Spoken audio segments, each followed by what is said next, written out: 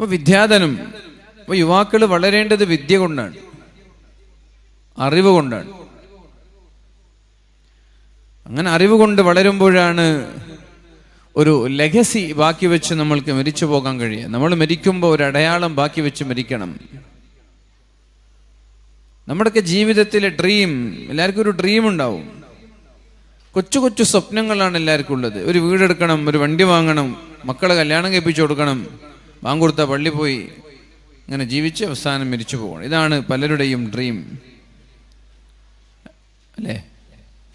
ഒരു കൊച്ചു വീട് വേണം, ഒരു വണ്ടി വേണം, മക്കളുടെയൊക്കെ കല്യാണം കഴിപ്പിച്ചു കൊടുക്കണം. വണ്ടിയായി, വീടായി, മക്കളുടെ കല്യാണമായി, പിന്നെ ഡ്രീം തീർന്നു. ഡ്രീം തീർന്നാൽ പിന്നെ മരിക്കല. സ്വപ്നങ്ങളാണ് നമ്മൾ ജീവിക്കാൻ അനുവദിക്കുക. വലിയ വലിയ സ്വപ്നങ്ങളാണ് കൂടുതൽ ജീവിക്കാൻ നമ്മൾ അനുവദിക്കുക. സ്വപ്നം പൂവണിഞ്ഞാൽ പിന്നെ ജീവിതത്തിൽ അർത്ഥമില്ലല്ലോ. ഡ്രീം, നമ്മുടെ ലക്ഷ്യം കഴിഞ്ഞാൽ പിന്നെ ജീവിതത്തിൽ അർത്ഥമില്ല, പിന്നെ മരണമാണ്. അതുകൊണ്ട് ചെറിയ സ്വപ്നങ്ങളല്ല, വലിയ സ്വപ്നങ്ങളെ കുറിച്ച് നമ്മൾ ചിന്തിക്കുക. അതുകൊണ്ട് തന്നെയാണ് എപിജെ അബ്ദുൽ കലാം പറഞ്ഞത്, സ്വപ്നം എന്ന് പറയുന്നത് ഉറങ്ങുമ്പോൾ കാണുന്നതല്ല. ഒരു സ്വപ്നം ഉണ്ടെങ്കിൽ നിങ്ങൾക്ക് ഉറക്കം വരൂല. വലിയൊരു ലക്ഷ്യമുണ്ടെങ്കിൽ കിടന്നാൽ ഉറക്കം വരൂല. ആ സ്വപ്നം സാക്ഷാത്കരിക്കാതെ നമ്മൾക്ക് ഉറക്കം വരൂല. കിടന്നുറങ്ങുമ്പോൾ ചിന്ത മൊത്തം ആ ഒരു സ്വപ്നത്തെ കുറിച്ചായിരിക്കും. അതിനെക്കുറിച്ച് ഇങ്ങനെ ചിന്തിക്കും, ഉറക്കം വരൂല, പിന്നെയും ചിന്തിക്കും, അങ്ങനെ അറിയാതെ കിടന്നുറങ്ങും. പിറ്റേ ദിവസം രാത്രി വീണ്ടും നമ്മുടെ ആ ഒരു ആ ഒരു ലക്ഷ്യത്തെ കുറിച്ചായിരിക്കും നമ്മൾ ചിന്തിക്കുക, ഉറക്കം വരില്ല. ഇപ്പൊ വലിയ സ്വപ്നങ്ങൾ കാണാം, ചെറിയ ചെറിയ കൊച്ചു സ്വപ്നങ്ങളല്ല.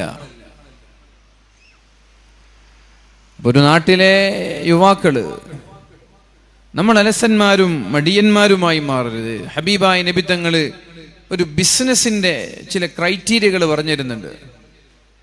ഓണ്ടർപ്രൂണർമാർ ഉണ്ടാവണമെന്ന്. സ്റ്റാർട്ടപ്പുകൾ, ബിസിനസ്സുകൾ, നമ്മൾ പുതിയ പുതിയ സ്റ്റാർട്ടപ്പുകൾ തുടങ്ങണമെന്നാണ്. പുച്ചക്കാടിലെ നമ്മുടെ പൂർവഗാമികള്, മുമ്പ് കഴിഞ്ഞു പോയ ബിസിനസ്സുകാര്, നാട്ടിലെ വലിയ വ്യവസായികൾ, അവർ നാട്ടിൽ ദുബായിലൊക്കെ സൂപ്പർ മാർക്കറ്റ് ആണെങ്കിൽ ഈ പുതിയ തലമുറയും അവിടെ പോയിട്ട് സൂപ്പർ മാർക്കറ്റ് അല്ല തുറക്കേണ്ടത്. അവർക്കവിടെ ബക്കാലയാണെങ്കിൽ പുതിയ തലമുറയും പോയി ബക്കാലയല്ല തുറക്കേണ്ടത്. നമ്മുടെ പൂർവ്വഗാമികൾക്ക് കഫ്റ്റീരിയ ആണെങ്കിൽ അവിടെ പോയിട്ട് കഫ്റ്റീരിയ അല്ല. നമ്മൾ പുതിയ സ്റ്റാർട്ടപ്പുകൾ, ആരും ചിന്തിക്കാത്ത ഇന്നോവേറ്റീവായിട്ടുള്ള ബിസിനസ് സങ്കല്പങ്ങൾ നമ്മൾ കൊണ്ടുവരണം. അങ്ങനെ കൊണ്ടുവരുമ്പോഴാണ് നമ്മുടെ നാടറിയപ്പെടുക. ഓരോ ആളുകൾ ഇങ്ങനെ ചിന്തിച്ച് പുതിയ പുതിയ ഐഡിയകളും സ്റ്റാർട്ടപ്പുകളും ബിസിനസ്സുകളും സ്റ്റാർട്ട് ചെയ്യുമ്പോഴാണ് ഒരു നാട് ഡെവലപ്പ് ചെയ്യുക. ഏതൊരു രാജ്യത്തിൻ്റെയും ഡെവലപ്മെന്റ് എന്ന് പറയുന്നത് GDP ആണ്, സാമ്പത്തിക വളർച്ചയാണ്. സമ്പത്തുണ്ടെങ്കിലേ പള്ളിയുള്ളൂ, സമ്പത്തുണ്ടെങ്കിലേ മദ്രസയുള്ളൂ, സമ്പത്തുണ്ടെങ്കിലേ സ്ഥാപനങ്ങളുള്ളൂ. നിഅമൽ മാലു ഫീ യദി സ്വാലിഹ്, സ്വാലിഹായ മനുഷ്യന്റെ കയ്യിൽ സമ്പത്ത് കുന്നുകൂടുന്നത് എത്ര ഖൈറാണ്, എത്ര നല്ലതാണ് എന്ന് മഹാന്മാർ പഠിപ്പിച്ചിട്ടുണ്ട്. നിഅമൽ മാൽ ഫിൽ യദി സ്വാലിഹ്, സ്വാലിഹായ മനുഷ്യന്റെ കയ്യിൽ സമ്പത്ത് കുമിഞ്ഞുകൂടുന്നത് ഖൈറാണ്. കാരണം അവനവന്റെ ആവശ്യം കഴിഞ്ഞാൽ ബാക്കിയുള്ളതൊക്കെ പാവപ്പെട്ടവർക്ക് ഡിസ്ട്രിബ്യൂട്ട് ചെയ്യും, സമൂഹത്തിന് വേണ്ടി അവന്റെ സമ്പത്ത് ഉപകരിക്കും. അതുകൊണ്ട് പണത്തെ വെറുക്കുകയല്ല വേണ്ടത്, പണം വേണം, നിഅമത്ത് വേണം. ഹബീബായ നബി തങ്ങള് 6 ക്രൈറ്റീരിയകൾ ഒരു ബിസിനസ്സുകാരന്, ഒരു കച്ചവടക്കാരന്, ഒരു ചെറുപ്പക്കാരന് അവന്റെ ജീവിതത്തിൽ പകർത്താൻ 6 ക്രൈറ്റീരിയകൾ പറയുന്നുണ്ട്.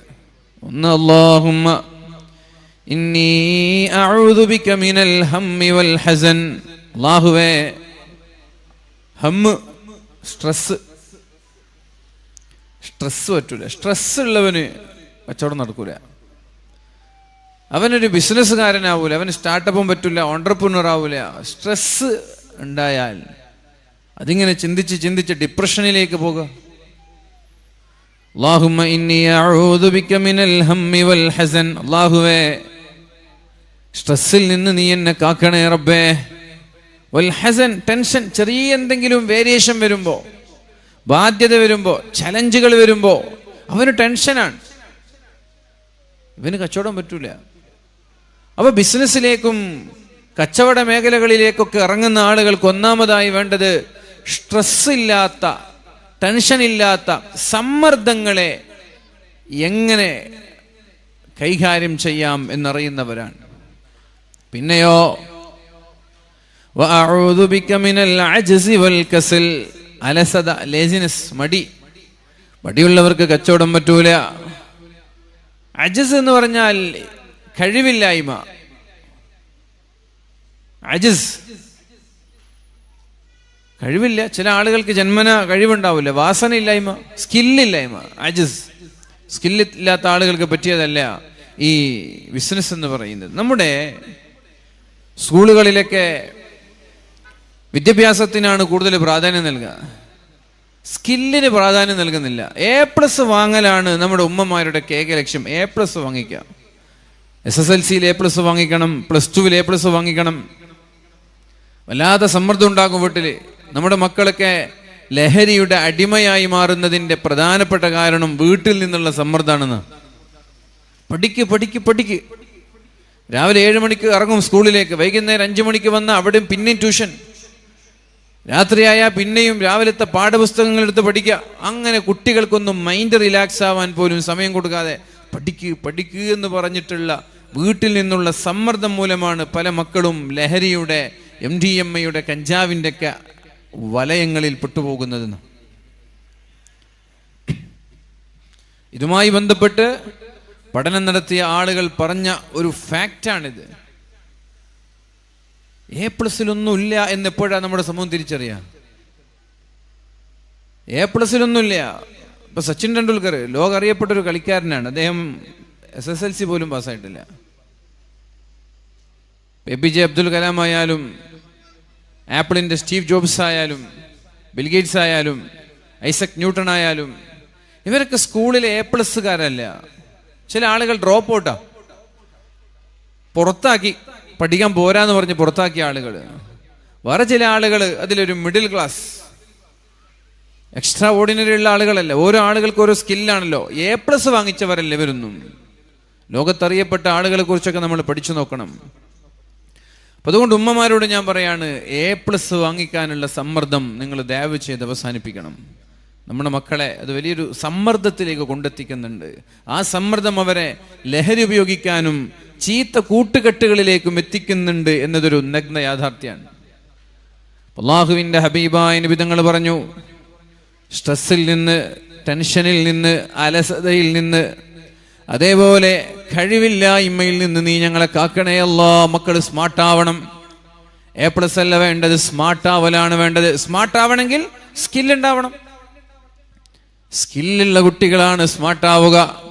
പുസ്തകപ്പുഴുക്കൾ ഇങ്ങനെ ബൈഹാർട്ട് ചെയ്ത് ഇങ്ങനെ പഠിച്ചു പോയാൽ +2 കഴിഞ്ഞാൽ പിന്നെ മുന്നോട്ട് പോകാൻ കഴിയില്ല. ശ്രദ്ധിക്കണം ഉമ്മമാരെ, കാണാതെ പഠിച്ച് ബൈഹാർട്ട് ചെയ്ത് SSLCയിൽ A+ വാങ്ങിക്കുന്നവർ, കാണാതെ പഠിച്ച് +2 A+ വാങ്ങിക്കുന്നവർ, പിന്നെ അവർ അഭിമുഖീകരിക്കാൻ പോകുന്നത് കോമ്പറ്റിറ്റീവ് ആയിട്ടുള്ള എക്സാമുകളാണ്. നീറ്റ് പോലെ, JEE പോലെ, CUT പോലെ, വാറ്റ് പോലെ, അങ്ങനെ പല എക്സാമുകൾ വരെയാണ്, കോമ്പറ്റിറ്റീവ് ആയിട്ടുള്ള മത്സര പരീക്ഷകൾ. അവിടെയെല്ലാം കാണാതെ പഠിച്ചു പോയാൽ ഒരു കുട്ടിക്കും അവിടെ വിജയിക്കാൻ കഴിയില്ല. അവിടെ കാണാതെ പഠിച്ചവർക്ക് വിജയിക്കാൻ കഴിയില്ല. അതുകൊണ്ട് LKG മുതൽ കുട്ടികളെ കാണാതെ പഠിപ്പിച്ച് A+ വാങ്ങിക്കാനല്ല നമ്മൾ ശ്രമിക്കേണ്ടത്. നമ്മുടെ മക്കളെ സ്കില്ല്, വാല്യൂ, അതുപോലെ അറിവ്, ഈ 3 കാര്യങ്ങളാണ് എഡ്യൂക്കേഷൻ. ഈ 3ലാണ് നമ്മൾ ഏറ്റവും കൂടുതൽ ഇമ്പോർട്ടൻസ് നൽകേണ്ടത്. പ്രിയപ്പെട്ടവരെ, ഒരു സ്കൂളിൽ A+ വാങ്ങിക്കുന്നവരെയാണ് എല്ലാ സ്കൂളുകളും ആദരിക്കുക, മെമെന്റോ നൽകുക. എല്ലാ വിഷയത്തിലും A+ വാങ്ങിച്ചവൻ. ആ ഒരു സിസ്റ്റമെല്ലാം മാറി ഏതൊരു സിസ്റ്റത്തിലേക്ക് നമ്മൾ പോകണം? A+ വാങ്ങിക്കുന്നതിൻ്റെ കൂടെ അവൻ്റെ സ്കില്ലുകൾ എന്തൊക്കെയാണ്, അവൻ എന്തൊക്കെ അറിയാം? പ്രഭാഷണ കലയുണ്ടോ, ഡ്രോയിങ് ഉണ്ടോ, പാട്ടുകാരനാണോ, സ്പോർട്സിൽ ഉഷാറാണോ, ഫുട്ബോൾ എങ്ങനെ, ക്രിക്കറ്റ് എങ്ങനെ, അങ്ങനെ എല്ലാ മേഖലയിലും അവൻ്റെ കഴിവുകൾ നമ്മൾ അതിനും മാർക്ക് നൽകണം. പിന്നെ നൽകേണ്ടത് അവൻ്റെ വാല്യൂസിനാണ്. അവൻ്റെ സ്വഭാവം എങ്ങനെ, ടീച്ചർമാരോടുള്ള പെരുമാറ്റം, അധ്യാപകരോട്, കൂടെയുള്ള ക്ലാസ്സിലുള്ളവരോട്, ബസ്സിൽ വരുമ്പോൾ, തിരിച്ചു പോകുമ്പോൾ അവൻ്റെ നിസ്കാരം, അവൻ്റെ സ്വഭാവം, അവൻ്റെ പെരുമാറ്റം, ഈ 3 മാനദണ്ഡങ്ങൾ, ഈ 3 ക്രൈറ്റീരിയകൾ മാനദണ്ഡമാക്കിയിട്ട് വേണം പ്രിയപ്പെട്ടവരെ നമ്മൾ അവാർഡുകൾ നൽകാൻ. ഏത് സ്കൂളിൽ ഇതൊക്കെ നൽകാം? ഏത് സ്കൂളിലാണ് ഇതൊക്കെ നൽകുക? എല്ലാവർക്കും A+ വേണ്ടത്. കാരണം എന്തേ? സ്കൂളിലുള്ള ടീച്ചർമാരെ സംബന്ധിച്ചിടത്തോളം SSLC കഴിഞ്ഞ് കുട്ടികൾ പോയാൽ അവിടെ A+ കഴിഞ്ഞ് കുട്ടികൾ പോയിട്ട് ഏത് കുടിയിൽ വീണാൽ ഇവർക്ക് കുഴപ്പമില്ല. നമ്മുടെ സ്കൂളിൽ നിന്ന് പോകുമ്പോൾ കുട്ടികൾ A+ വാങ്ങിക്കണം. അത്രേ ഒരു ടീച്ചറിനെ സംബന്ധിച്ചിടത്തോളം ആത്മാർത്ഥതയുള്ളൂ. നമ്മുടെ സ്കൂളിൽ നിന്ന് പുറത്തു പോകുമ്പോൾ മാനേജ്മെന്റിന് നമ്മൾ തൃപ്തിപ്പെടുത്തണമെങ്കിൽ കുട്ടികൾക്ക് A+ വാങ്ങണം. 10ാം ക്ലാസ്സിൽ എല്ലാവർക്കും A+, അല്ലെങ്കിൽ 10 പേർക്ക് A+. ഇത് പറഞ്ഞ് മാനേജ്മെന്റിനെ തൃപ്തിപ്പെടുത്തുക. ഇതിനപ്പുറം അവർ പോയിട്ട് എവിടെ പോയി തുലച്ചാൽ അവർക്കൊരു കുഴപ്പമില്ല. A+ കിട്ടുന്നതിനോട് യാതൊരു വിരോധം ഉണ്ടായിട്ടല്ല. A+ ഒക്കെ കിട്ടും കുട്ടികൾ സ്മാർട്ടായാല്. അതുകൊണ്ട് ചെറുപ്പത്തിലെ ഈ ബൈഹാർട്ട് എന്നുള്ള സംവിധാനം കാണാതെ പഠിച്ച് മനപ്പാടമാക്കിപ്പോയി എഴുതുന്ന കാര്യങ്ങൾ മനസ്സിലാക്കാതെ മനപ്പാടമാക്കിപ്പോയി എഴുതുന്ന A+കളെ നമ്മൾ നിരുത്സാഹപ്പെടുത്തണം. സ്പോർട്സിനൊക്കെ നമ്മൾ തീരെ പ്രോത്സാഹിപ്പിക്കാറില്ല നമ്മുടെ പാരൻസ് ഒന്നും. എല്ലാ കുട്ടികളും മാത്സിൽ ഉഷാറുണ്ടാവില്ല, എല്ലാ കുട്ടികളും സയൻസിൽ ഉഷാറുണ്ടാവില്ല. അവർക്ക് ഭയങ്കര ഇഷ്ടം സ്പോർട്സ് ആയിരിക്കും.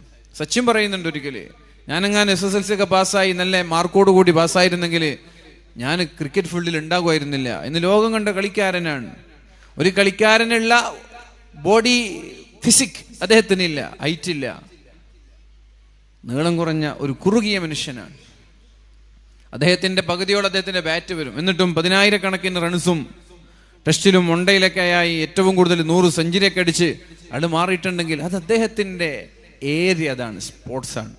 അത് തിരിച്ചറിയലാണ് ഒരു പാരന്റിന്റെ കടമ. ഞാൻ പറയുന്നത്, രക്ഷിതാവെന്ന രീതിയിൽ നമ്മൾ നമ്മുടെ മക്കളുടെ കഴിവുകളെ മനസ്സിലാക്കണം. എന്നിട്ട് ആ കഴിവിലേക്കാണ് നമ്മുടെ മക്കളെ നമ്മൾ വളർത്തേണ്ടത്. എന്താണ് നമ്മുടെ മക്കളുടെ കഴിവ് എന്ന് നമ്മൾ തിരിച്ചറിയണം.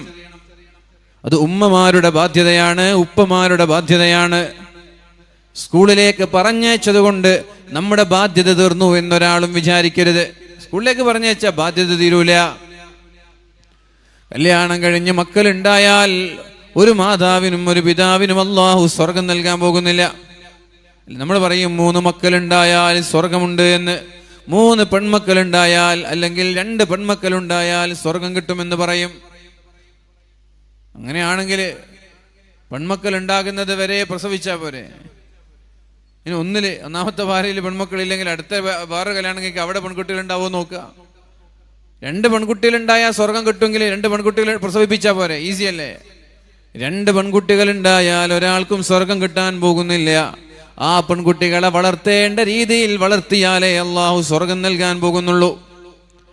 പ്രിയപ്പെട്ടവരെ, ഞാൻ പറഞ്ഞു വരുന്നത്, കാലം മാറുകയാണ്. പഴയ കാലമല്ല ഈ കാലം എന്ന് പറയുന്നത്. നമ്മുടെ ഉപ്പമാർ നമ്മളെ വളർത്തിയതുപോലെയല്ല നമ്മൾ നമ്മുടെ മക്കളെ വളർത്തേണ്ടത്. 30 വർഷം മുമ്പാണ് നമ്മുടെ മാതാപിതാക്കൾ നമ്മളെ വളർത്തിയത്. അതേപോലെ 30 വർഷത്തിന്റെ ശേഷമുള്ള ഒരു തലമുറയെ വളർത്തണമെന്ന് പറയുന്നത് ഒരിക്കലും ശരിയല്ല. ഏതായാലും പ്രിയപ്പെട്ടവരെ, അള്ളാഹുവിന്റെ ഹബീബായ നബി തങ്ങൾ പറയാണ്, മിനൽ അജ്സി വൽ കസൽ, കഴിവില്ലായ്മ, സ്കില്ലില്ലായ്മ, അതുപോലെ മടിയന്മാരായി മാറുക, അലസരായി മാറുക, ഇതിൽ നിന്നെല്ലാം കാക്കണം. ഇതുള്ളവർക്ക് ഒരിക്കലും ബിസിനസ്സുകാരാവാൻ പറ്റൂല, ഓണ്ടർപ്രണർമാരാവാൻ പറ്റൂല, വലിയ കച്ചവടക്കാരാവാൻ പറ്റൂല.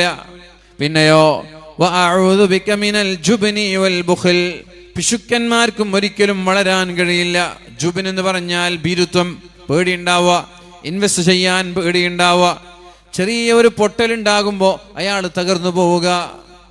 ബുഖൽ എന്ന് പറഞ്ഞാൽ പിശുക്കുള്ളവരും എവിടെ വളരാൻ പോകുന്നില്ല. കാരണം കച്ചവടം എന്ന് പറഞ്ഞാൽ, ബിസിനസ് എന്ന് പറഞ്ഞാൽ പണം ഇട്ടിട്ടാണ് ഏതൊരു കച്ചവടവും ഉഷാറാവുക. ആദ്യം പണം ഇൻവെസ്റ്റ് ചെയ്യണം. ഇൻവെസ്റ്റ് ചെയ്യുമ്പോൾ അവർക്ക് ഭയങ്കര പേടിയാണ്. ഇതൊക്കെ നഷ്ടപ്പെട്ടാലോ, ഇതൊക്കെ പോയാലോ? ഈ ഭീരുത്തുള്ള ആളുകൾ, ഇതുപോലെയുള്ള പിശുക്കന്മാർക്ക് ഒരിക്കലും ബിസിനസ്സിൽ സക്സസ് ആവാൻ കഴിയില്ല. അതുകൊണ്ട് പ്രിയപ്പെട്ട ചെറുപ്പക്കാരെ, ഞാൻ ആമുഖമായി ഈ വിഷയം ഉണർത്താനുള്ള കാരണം, ഒരു നാടിന്റെ വളർച്ച എന്ന് പറയുന്നത് നാട്ടിലുള്ള ചെറുപ്പക്കാരിലൂടെയാണ്. സമയം വെറുതെ ഉപകാരമില്ലാതെ കളയുന്നവരായി നമ്മൾ മാറരുത്. വൽ അസ്ർ ഇന്നൽ ഇൻസാന ലഫീ ഖുസ്ർ, കാലം തന്നെയാണ് സത്യം. മനുഷ്യൻ പരാജയത്തിലാണ്. വൽ അസ്ർ ഇന്നൽ ഇൻസാന ലഫീ ഖുസ്ർ. സമയത്തെ ഉപയോഗപ്പെടുത്താത്തവർ, ക്രിയാത്മകമായി സമയത്തെ ഉപയോഗപ്പെടുത്താത്ത എല്ലാ ആളുകളും പരാജയപ്പെട്ടവരാണ്. നോക്കൂ, നമ്മൾ എത്ര സമയമാണ് അനാവശ്യമായി നമ്മൾ ചെലവഴിച്ചു കൊണ്ടിരിക്കുന്നത്. ഇശാ നിസ്കാരം കഴിഞ്ഞാൽ ബസ് സ്റ്റാൻഡിൽ ഇരുന്ന് സൊറ പറയും 3 മണി വരെ 2 മണി വരെ. എന്തെങ്കിലും ഒരു ഉപകാരപ്രദമായ കാര്യങ്ങൾ ചെയ്യാൻ നമ്മൾ തയ്യാറല്ല. ഇപ്പൊ കാറിലൊക്കെ യാത്ര ചെയ്യുമ്പോൾ നമ്മൾ പാട്ട് കേട്ടിട്ടാണ് യാത്ര ചെയ്യാറുള്ളത്. പലരും മ്യൂസിക്കുകൾ കേട്ടിട്ടാണ് യാത്ര ചെയ്യാറുള്ളത്. ഞാൻ ചോദിക്കട്ടെ, അത് എന്താ നമ്മൾക്ക് നൽകുക? ഈ പാട്ട് കേട്ടുകൊണ്ടുള്ള യാത്ര എന്തുപകാരമാണ് നമ്മൾക്ക് നൽകുക? ആ സമയത്ത് പഠനാർഹമായ എന്തെങ്കിലും വിഷയങ്ങൾ, പ്രഭാഷണങ്ങൾ, ക്ലാസ്സുകളൊക്കെ കേട്ടിട്ട് യൂട്യൂബിൽ നിന്ന് അത് കേട്ടാണ് നമ്മൾ യാത്ര ചെയ്യുന്നതെങ്കിൽ എത്ര ഉപകാരപ്രദമായ അറിവ് നമ്മൾക്ക് ലഭിക്കും. ഒരു പാട്ട് കേൾക്കുകയാണ്, ഹിന്ദിയോ ഇംഗ്ലീഷോ മലയാളമോ സിനിമാറ്റിക്കോ ആൽബമോ ഇനി മദ്ഹോ ഏതോ ആയിക്കോട്ടെ, ഏത് പാട്ടായാലും ഈ പാട്ട് എന്താ തരിക? താൽക്കാലികമായൊരു റിലാക്സേഷൻ, താൽക്കാലികമായ ഒരു എന്റർടൈൻമെന്റ്. അത് കഴിഞ്ഞാൽ ഒന്നുമില്ല, അത് കഴിഞ്ഞു. എന്താശ്വാസം നമുക്കതിൽ നിന്ന് കിട്ടുക? അപ്പൊ ഈ പാട്ടിങ്ങനെ കേട്ടു പോകുന്ന സമയത്ത് നിങ്ങൾ ഒരു നിമിഷം ഒന്ന് ചിന്തിക്കുക. ഈ പാട്ട് അരമണിക്കൂർ, എനിക്ക് കാസർഗോഡ് പോകണമെങ്കിൽ അരമണിക്കൂറുണ്ട്. ആ അരമണിക്കൂറിൽ എനിക്ക് ഉപകാരപ്രദമായ എന്തെങ്കിലും ഒരു ക്ലാസ് കേട്ടുകൂടെ? കല്യാണം കഴിഞ്ഞവരാണെങ്കിൽ, മക്കളൊക്കെ ഉള്ളവരാണെങ്കിൽ, പാരന്റിങ് എന്ന് പറയുന്നത് ഒരു ദൈവികമായ സഹായം. മക്കളെ വളർത്തുക എന്നുള്ളത് ഒരു ദൈവം നൽകുന്ന, അള്ളാഹു നൽകുന്ന ദൈവികമായ സഹായമാണ്. മക്കളെ വളരെ നന്നായി വളർത്താൻ സാധിക്കുക എന്ന് പറയുന്നത്. വലിയ ഒരു ആലിമായതുകൊണ്ട് അവരുടെ മക്കൾ നന്നാവണമെന്നില്ല. കുറച്ചു കാലം മുമ്പ് വലിയ അറിയപ്പെട്ടൊരു പ്രഭാഷകൻ, ആ പ്രഭാഷകന്റെ മക്കൾ ഇന്ന് കല്യാണം കഴിച്ചിട്ടുള്ളത് ഇന്റർ കാസ്റ്റ് മാരേജ് ആണ്. മുസ്ലിം ചെറുപ്പക്കാർ അമുസ്ലിമീങ്ങളായ പെൺകുട്ടികളെ കല്യാണം കഴിച്ച് കൂടെ ജീവിക്കുകയാണ്. അതാ ഞാൻ പറഞ്ഞത്, ഉസ്താദ് വലിയ പണ്ഡിതനായതുകൊണ്ട് അല്ലെങ്കിൽ ഉപ്പ വലിയ തങ്ങളായതുകൊണ്ട് ഒരിക്കലും മക്കൾ നന്നായിക്കൊള്ളണമെന്നില്ല. മഹാനായ നൂഹ് നബി അലൈഹിസ്സലാമിന്റെ മകൻ 950 വർഷമാണ് ദഅവത്ത് നടത്തിയത്. മുസ്ലിമായിട്ടില്ല, ഇസ്ലാമിലേക്ക് കടന്നു വന്നിട്ടില്ല.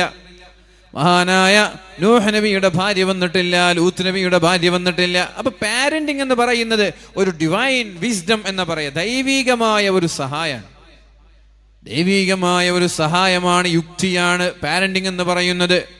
ആ പാരന്റിങ് നിർബന്ധമായും നമ്മൾ പഠിക്കണം, കാലത്തിനനുസരിച്ചുള്ള പാരന്റിങ്. ഇപ്പൊ അടുത്തിട്ടൊരു സീരീസ് ഇറങ്ങി ഇംഗ്ലീഷില്, അഡോളസൻസ് എന്ന് പറയുന്ന ഒരു OTT നെറ്റ്ഫ്ലിക്സിലുള്ള ഒരു സീരീസ്, ഒരു ചർച്ച ചെയ്യപ്പെട്ട ഒരു സീരീസാണ്.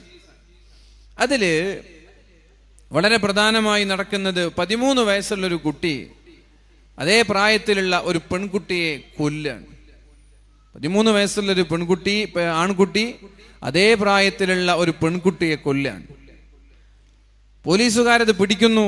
അപ്രതീക്ഷിതമായി പ്രഭാതം, ഏറ്റവും രാവിലെ, ഏർലി മോർണിംഗിൽ വീട് വളഞ്ഞ് വീടിന്റെ വാതിൽ കുത്തി തുറന്ന് ആ കുട്ടിയുടെ മുറി കുത്തി തുറന്ന് അവിടെ നിന്ന് അറസ്റ്റ് ചെയ്യാണ്. വീട്ടിലെ ഉമ്മയ്ക്ക് എന്തെന്നറിയുന്നില്ല, അച്ഛൻ എന്തെന്നറിയുന്നില്ല, അവർക്ക് അന്താളിച്ച് നിൽക്കുകയാണ്. ഇതൊരു ക്രൈമാണ്, ഒരു കൊലപാതകത്തിന്റെ പേരിൽ പിടിക്കപ്പെട്ടതാണ്.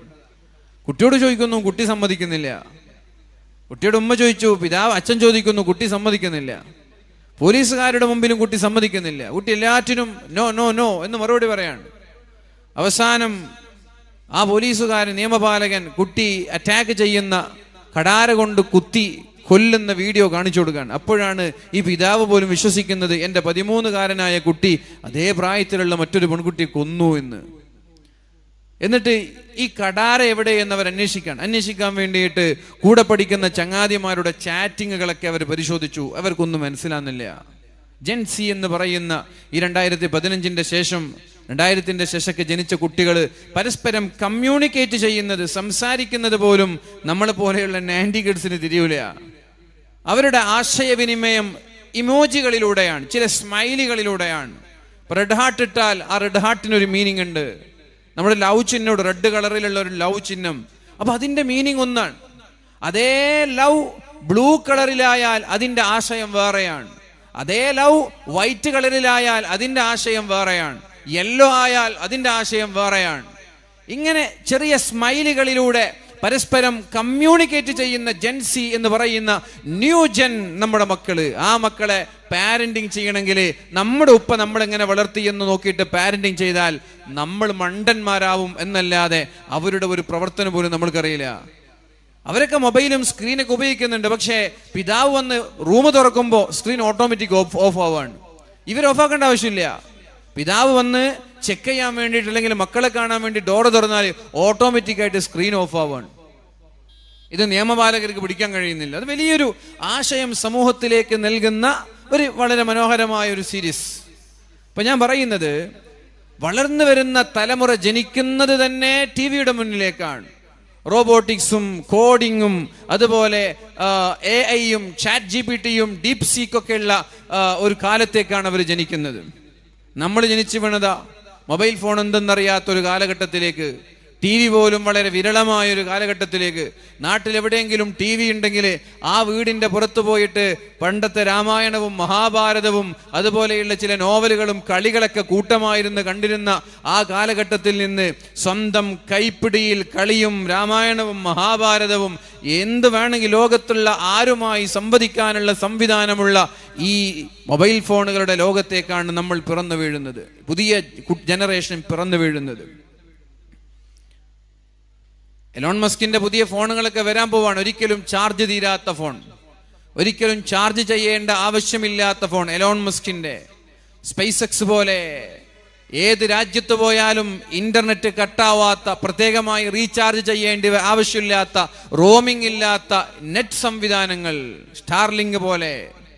ഇതൊക്കെ ഈ കാലഘട്ടത്തിലേക്ക് ജനിച്ചു വീഴുമ്പോൾ നമ്മൾ 90 കിഡ്സ് 90-ൽ ജനിച്ച നമ്മളൊക്കെ വിചാരിക്കുക എന്ത്, നമുക്കെല്ലാം തിരിയാ, നമ്മളെക്കാൾ വളവന്മാർ വേറെ ഇല്ല എന്ന്. അല്ലല്ല, നമുക്കൊന്നും തിരിയില്ല.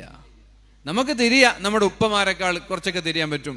എന്നാൽ നമ്മളെക്കാൾ അഗ്രഗണ്യരാണ് നമ്മുടെ മക്കൾ, സൂത്രശാലികളാണ് നമ്മുടെ മക്കൾ എന്ന് പ്രിയപ്പെട്ട രക്ഷിതാക്കളെ നമ്മൾ മനസ്സിലാക്കണം. ഇതൊക്കെ തിരിയണമെങ്കിൽ എന്താക്കണം? ഈ കാറിലൂടെ ഇങ്ങനെ ഡ്രൈവ് ചെയ്ത് പോകുമ്പോൾ ഏതെങ്കിലും ഹിന്ദി പാട്ടും DJ സോങ്സും ഒക്കെ വെച്ച് പോകുന്നതിന് പകരം കാലത്തിനനുസരിച്ചുള്ള ചില പാരന്റിങ് ക്ലാസ്സുകൾ ഇഷ്ടം പോലെ യൂട്യൂബിലുണ്ടാകും. കാലത്തിനനുസരിച്ച് കാലത്തിന്റെ മാറ്റങ്ങൾ തിരിച്ചറിയണമെങ്കിൽ ഇതൊക്കെ നമ്മൾ കേട്ടുകൊണ്ടേയിരിക്കുക. നമ്മുടെ അടുക്കളയിൽ പെൺകുട്ടികള്, സ്ത്രീകള്, ഉമ്മമാര് പാചകം ചെയ്യുന്ന സമയത്തൊക്കെ മൊബൈൽ ഫോണിൽ യൂട്യൂബിൽ കുറെ ദിക്റും സ്വലാത്തൊക്കെ ചൊല്ലിയിരിക്കേണ്ട സമയമല്ല. നമ്മളൊക്കെ അങ്ങനെ വിചാരിക്കും, കുറെ ദിക്റും സ്വലാത്തൊക്കെ ചൊല്ലിയ സ്വർഗത്തിലെത്തും. ഇതൊന്നും സ്വർഗത്തിലെത്തും എന്നാരും വിചാരിക്കണ്ട. കുറെ ദിക്റും സ്വലാത്തും ചൊല്ലി മക്കളെ നോക്കാൻ സമയമില്ല, ഹസ്ബൻഡിനെ നോക്കാൻ സമയമില്ല, ഭർത്താവിനെ നോക്കാൻ സമയമില്ല. രാവിലെ ആയാലും തലയിൽ തട്ടോട്ടിട്ട് അദ്കാറു സ്വബാഹും, വൈകുന്നേരമായാൽ അദ്കാറുൽ മസാവും, എന്നിട്ട് തസ്ബീഹ് മാല കയ്യിൽ പിടിച്ചാലൊന്നും അവർ രക്ഷപ്പെടാൻ പോകുന്നില്ല. പിന്നെന്താ നമ്മുടെ പണി? ഒരു മാതാവെന്ന രീതിയിൽ ഒരു മാതാവിന്റെ പണി മക്കളെ എങ്ങനെ നമ്മൾക്ക് വളർത്താൻ പറ്റുമെന്നുള്ളതാണ്. മക്കളെ വളർത്തിയിട്ട് മതി നമ്മുടെ ദിക്റ്. നമ്മളെ കണ്ട് വളരണം നമ്മുടെ മക്കള്. ആ മക്കളുടെ ഓരോ നീക്കുപോക്കുകളും മനസ്സിലാക്കേണ്ടവരാണ് നമ്മള്. ഇപ്പൊ ദിക്റുകൾ അള്ളാഹുവിന്റെ ഹബീബായ നബി തങ്ങൾ പഠിപ്പിച്ച ദിക്റല്ലാത്ത വേറെ ഒരു ദിക്റിന്റെയും പിന്നാലെ നമ്മൾ എന്തിനാ പോകുന്നത്? നബി തങ്ങൾ പഠിപ്പിച്ച ദിക്റുണ്ടാകുമ്പോ വേറെ ഒരു ദിക്റിന് എന്ത് പ്രസക്തിയാണുള്ളത്? പല ആളുകളും ദിക്റിന്റെ പിന്നാലെയാണ്. ഇത്ര ദിക്റ് ചൊല്ലിയാൽ 4 മാസം കൊണ്ട് നിങ്ങൾക്ക് വീടെടുക്കാം. യൂട്യൂബ് തുറന്ന ഇതൊക്കെ കാണാൻ പറ്റുക. ഇങ്ങനെ ഒരു ദിക്റ് ചൊല്ലിയാൽ നിങ്ങൾക്ക് 4 മാസം കൊണ്ട് കൊട്ടാരം പോലെയുള്ള വീടെടുക്കാം. ഈ ദിക്റ് ചൊല്ലിയാൽ നിങ്ങൾ വലിയ സമ്പന്നനായി മാറും, യൂസുഫ് അലിയെ വെല്ലുന്ന കച്ചവടക്കാരനായി മാറും. അങ്ങനെയൊക്കെ എല്ലാവരും തസ്ബീഹ് മാല പിടിച്ച് ദിക്റ് ചൊല്ലിയിരുന്നാൽ പോരെ, വീടുമായി യൂസുഫ് അലിയായി. പിന്നെന്താ ടെൻഷൻ? ഇവിടെ എന്തെങ്കിലും പണി നടക്കോ? ഇവിടെ എന്തെങ്കിലും ജോലി നടക്കോ? ഇവിടെ എന്തെങ്കിലും ബിസിനസ് നടക്കോ? പ്രിയപ്പെട്ടവരെ, അള്ളാഹുവിന്റെ ഹബീബായ നബി തങ്ങൾ പഠിപ്പിച്ച ദിക്റുകളുണ്ട്. ആ ദിക്റിൽ ഒരു മാറ്റമില്ല. ഇവിടെ എല്ലാവരും മനസ്സിലാക്കേണ്ട ഒരു കാര്യമുണ്ട്. ഉമ്മമാരെ, യൂട്യൂബിന്റെ മുന്നിൽ കുത്തിയിരിക്കുന്ന എൻ്റെ പ്രിയപ്പെട്ട ഉമ്മമാരോട് എനിക്ക് പറയാനുള്ളത്, അള്ളാഹുവിന്റെ ഹബീബിനാണ് എന്ത് അള്ളാഹുവിനോട് ചോദിക്കണമെന്ന് നന്നായിട്ടറിയാം.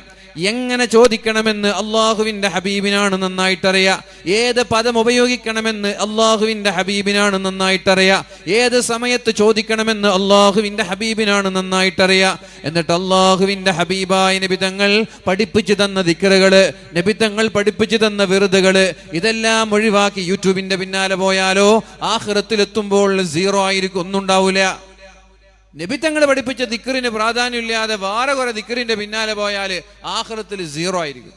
അതുകൊണ്ട് ദിക്ർ ചൊല്ലുമ്പോൾ അള്ളാഹുവിന്റെ ഹബീബായ നബി തങ്ങൾ ഇത് പഠിപ്പിച്ചിട്ടുണ്ടോ എന്ന് പരിശോധിക്കുക. അള്ളാഹുവിന്റെ ഹബീബായ നബി തങ്ങൾ പഠിപ്പിച്ച ദിക്ർ ചൊല്ലിയാൽ തന്നെ രാവിലെ മുതൽ വൈകുന്നേരം വരെ ദിക്ർ ചൊല്ലാനുണ്ട്. പിന്നെ വേറെ ഓരോ കിതാബുകളിൽ പറയപ്പെട്ട ദിക്റിന്റെ പിന്നാലെ പോയാൽ ഹബീബിന്റെ ദിക്റിന് എന്ത് പ്രസക്തിയാണുള്ളത്? ദുആകളും അതേപോലെ തന്നെയാണ് പ്രിയപ്പെട്ടവരെ. ഹബീബായ നബി തങ്ങൾ എത്ര ദുആ നമ്മൾക്ക് പഠിപ്പിച്ചു തന്നിട്ടുണ്ട്, എത്ര പ്രാർത്ഥനകൾ നമ്മൾക്ക് പഠിപ്പിച്ചു തന്നിട്ടുണ്ട്. രാവിലെയായാൽ വൈകുന്നേരമായാൽ ഈ ദുആകളെല്ലാം ഒഴിവാക്കിയിട്ടാണ് നമ്മൾ നമ്മുടേതായ ദുആകളിലേക്ക് പോകുന്നത്. നബി തങ്ങൾ പഠിപ്പിച്ച ദുആ നമ്മൾക്ക് വേണ്ട. 5 നേരത്തെ നിസ്കാര ശേഷമുള്ള ദുആ പോലും അള്ളാഹുവിന്റെ ഹബീബായ നബി തങ്ങൾ പഠിപ്പിച്ച ദുആകളില്ല. ഭയങ്കര വിഷമമുള്ള കാര്യം അത്. ഹബീബായ നബി തങ്ങൾ പഠിപ്പിച്ച സ്വഹീഹായ ഹദീസിലൂടെ വാരിദായി കടന്നു വന്ന 100 കണക്കിന് ദുആകളുണ്ട്. ആ ദുആകളിൽ ഒന്ന് പോലും പ്രിയപ്പെട്ടവരെ 5 നേരത്തെ നിസ്കാര ശേഷം നമ്മൾക്ക് കാണാൻ കഴിയാറില്ല. പലപ്പോഴും പലരുടെ ദുആകളിലും നമ്മളിങ്ങനെ കുറെ ദുആ ചെയ്യും. കുറെ ദുആ ചെയ്യലല്ല, ദുആ ചെയ്യുന്നത് അർത്ഥമുള്ളതാവണം, അല്ലെ? മഖല്ല വകഫാന നബി തങ്ങളെ കുറിച്ച് പറയുന്നത് അങ്ങനെയാണ്, വളരെ ചുരുങ്ങിയത്. പക്ഷെ ആ ചുരുങ്ങിയത് കൊണ്ട് എല്ലാം ഉൾക്കൊള്ളും. വളരെ ചുരുങ്ങിയതാണ്, പക്ഷെ അതിലെല്ലാം ഉൾക്കൊള്ളും. അല്ലാഹുവിന്റെ ഹബീബായ റസൂലുള്ളാഹി സ്വല്ലല്ലാഹു അലൈഹി വസല്ലം നോക്ക്, നബി തങ്ങളുടെ രാവിലത്തെ ചില പ്രാർത്ഥനകളുണ്ട്.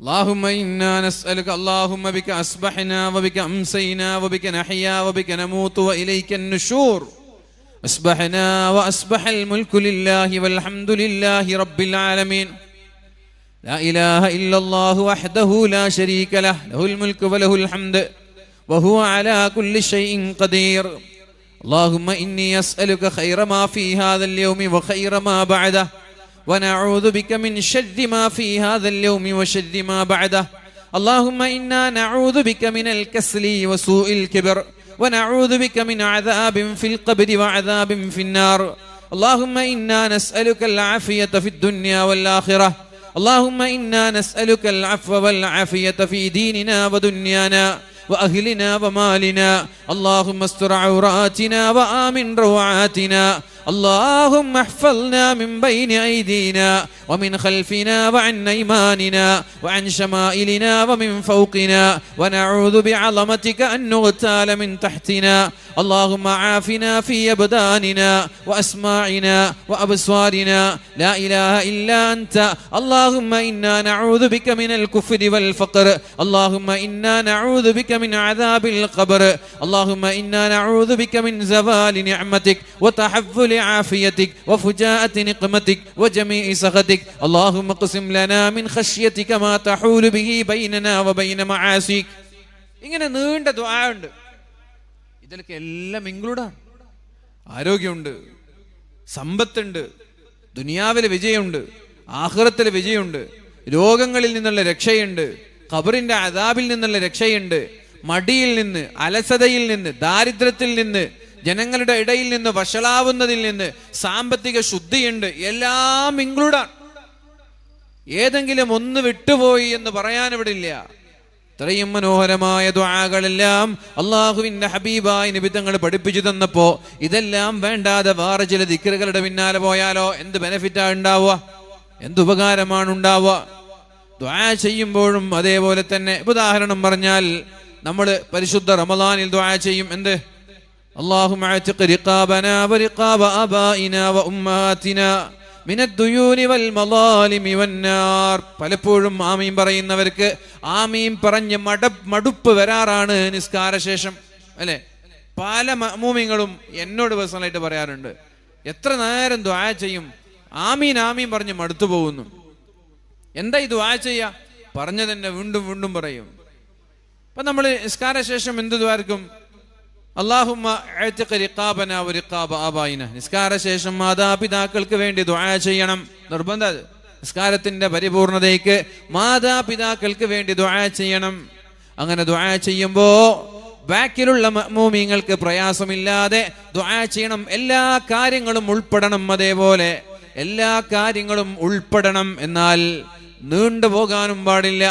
അങ്ങനെയുള്ള ദുആകളാണ് അള്ളാഹുവിന്റെ ഹബീബായ നബി തങ്ങൾ ദുആ ചെയ്യാറുള്ളത്. അപ്പൊ ഒരാൾക്ക് ഈ മഅ്മൂമിങ്ങൾക്ക് പ്രയാസം ഇല്ലാതിരിക്കാൻ, ആമീൻ പറഞ്ഞ് ബുദ്ധിമുട്ടാവാതിരിക്കാൻ എന്ത് ചെയ്യാം? അല്ലാഹുമ്മ അഅ്തിഖ് റിഖാബനാ വറിഖാബ ആബാഇനാ വഉമ്മഹാതിനാ മിനദ്ദുയൂനി വൽമളാലിമി വന്നാർ എന്ന് ദുആ ചെയ്താൽ അല്ലാഹുമ്മഗ്ഫിർ ലനാ വലിവാലിദീനാ റബ്ബന റഹംഹും കമാ റബ്ബൗനാ സിഗാറ, ആ ദുആ സ്കിപ്പ് ചെയ്യാം, ആ ദുആ ഒഴിവാക്കാം.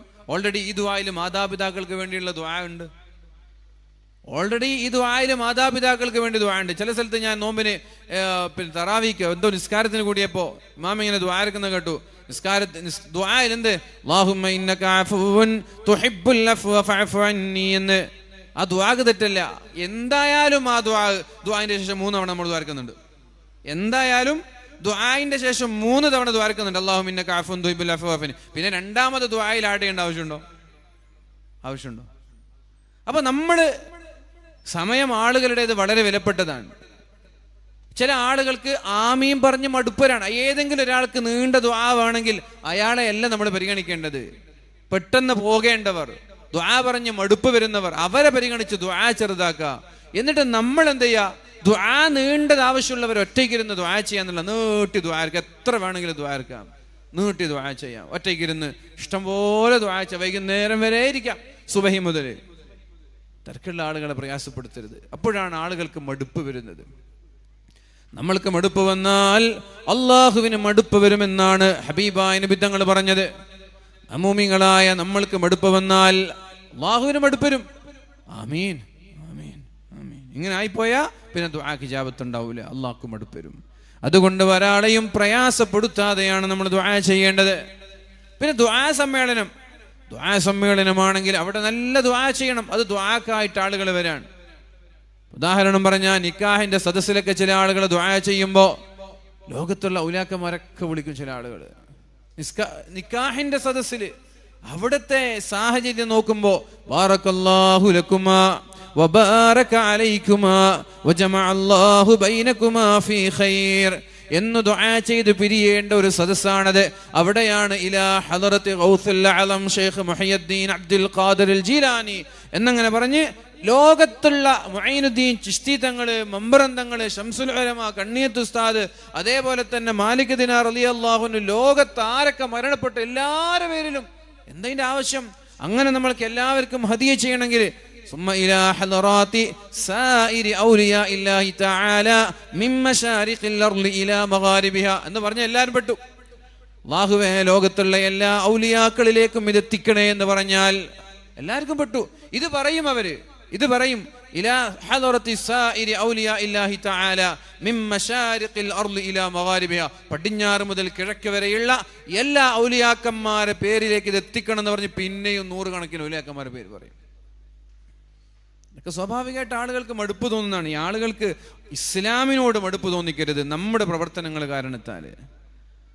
ഏതായാലും എൻ്റെ പ്രിയപ്പെട്ടവരെ ഞാൻ പറഞ്ഞു വരുന്നത്, ഇപ്പോൾ ഉദാഹരണം നമ്മൾ മഗ്‌രിബ് നിസ്കാരത്തിന് ശേഷം ദ്വാരക്കാണ് നോമ്പിന് വളരെ ചുരുങ്ങിയ സമയം നമ്മൾക്കുള്ളത്. അത് കഴിഞ്ഞ് പോകണം, ഭക്ഷണം കഴിക്കണം, കുളിക്കണം, ചില ആളുകൾക്ക് തറാവീഹിന് വരണം. അപ്പൊ എന്താ ദ്വാരക്കേണ്ടത്?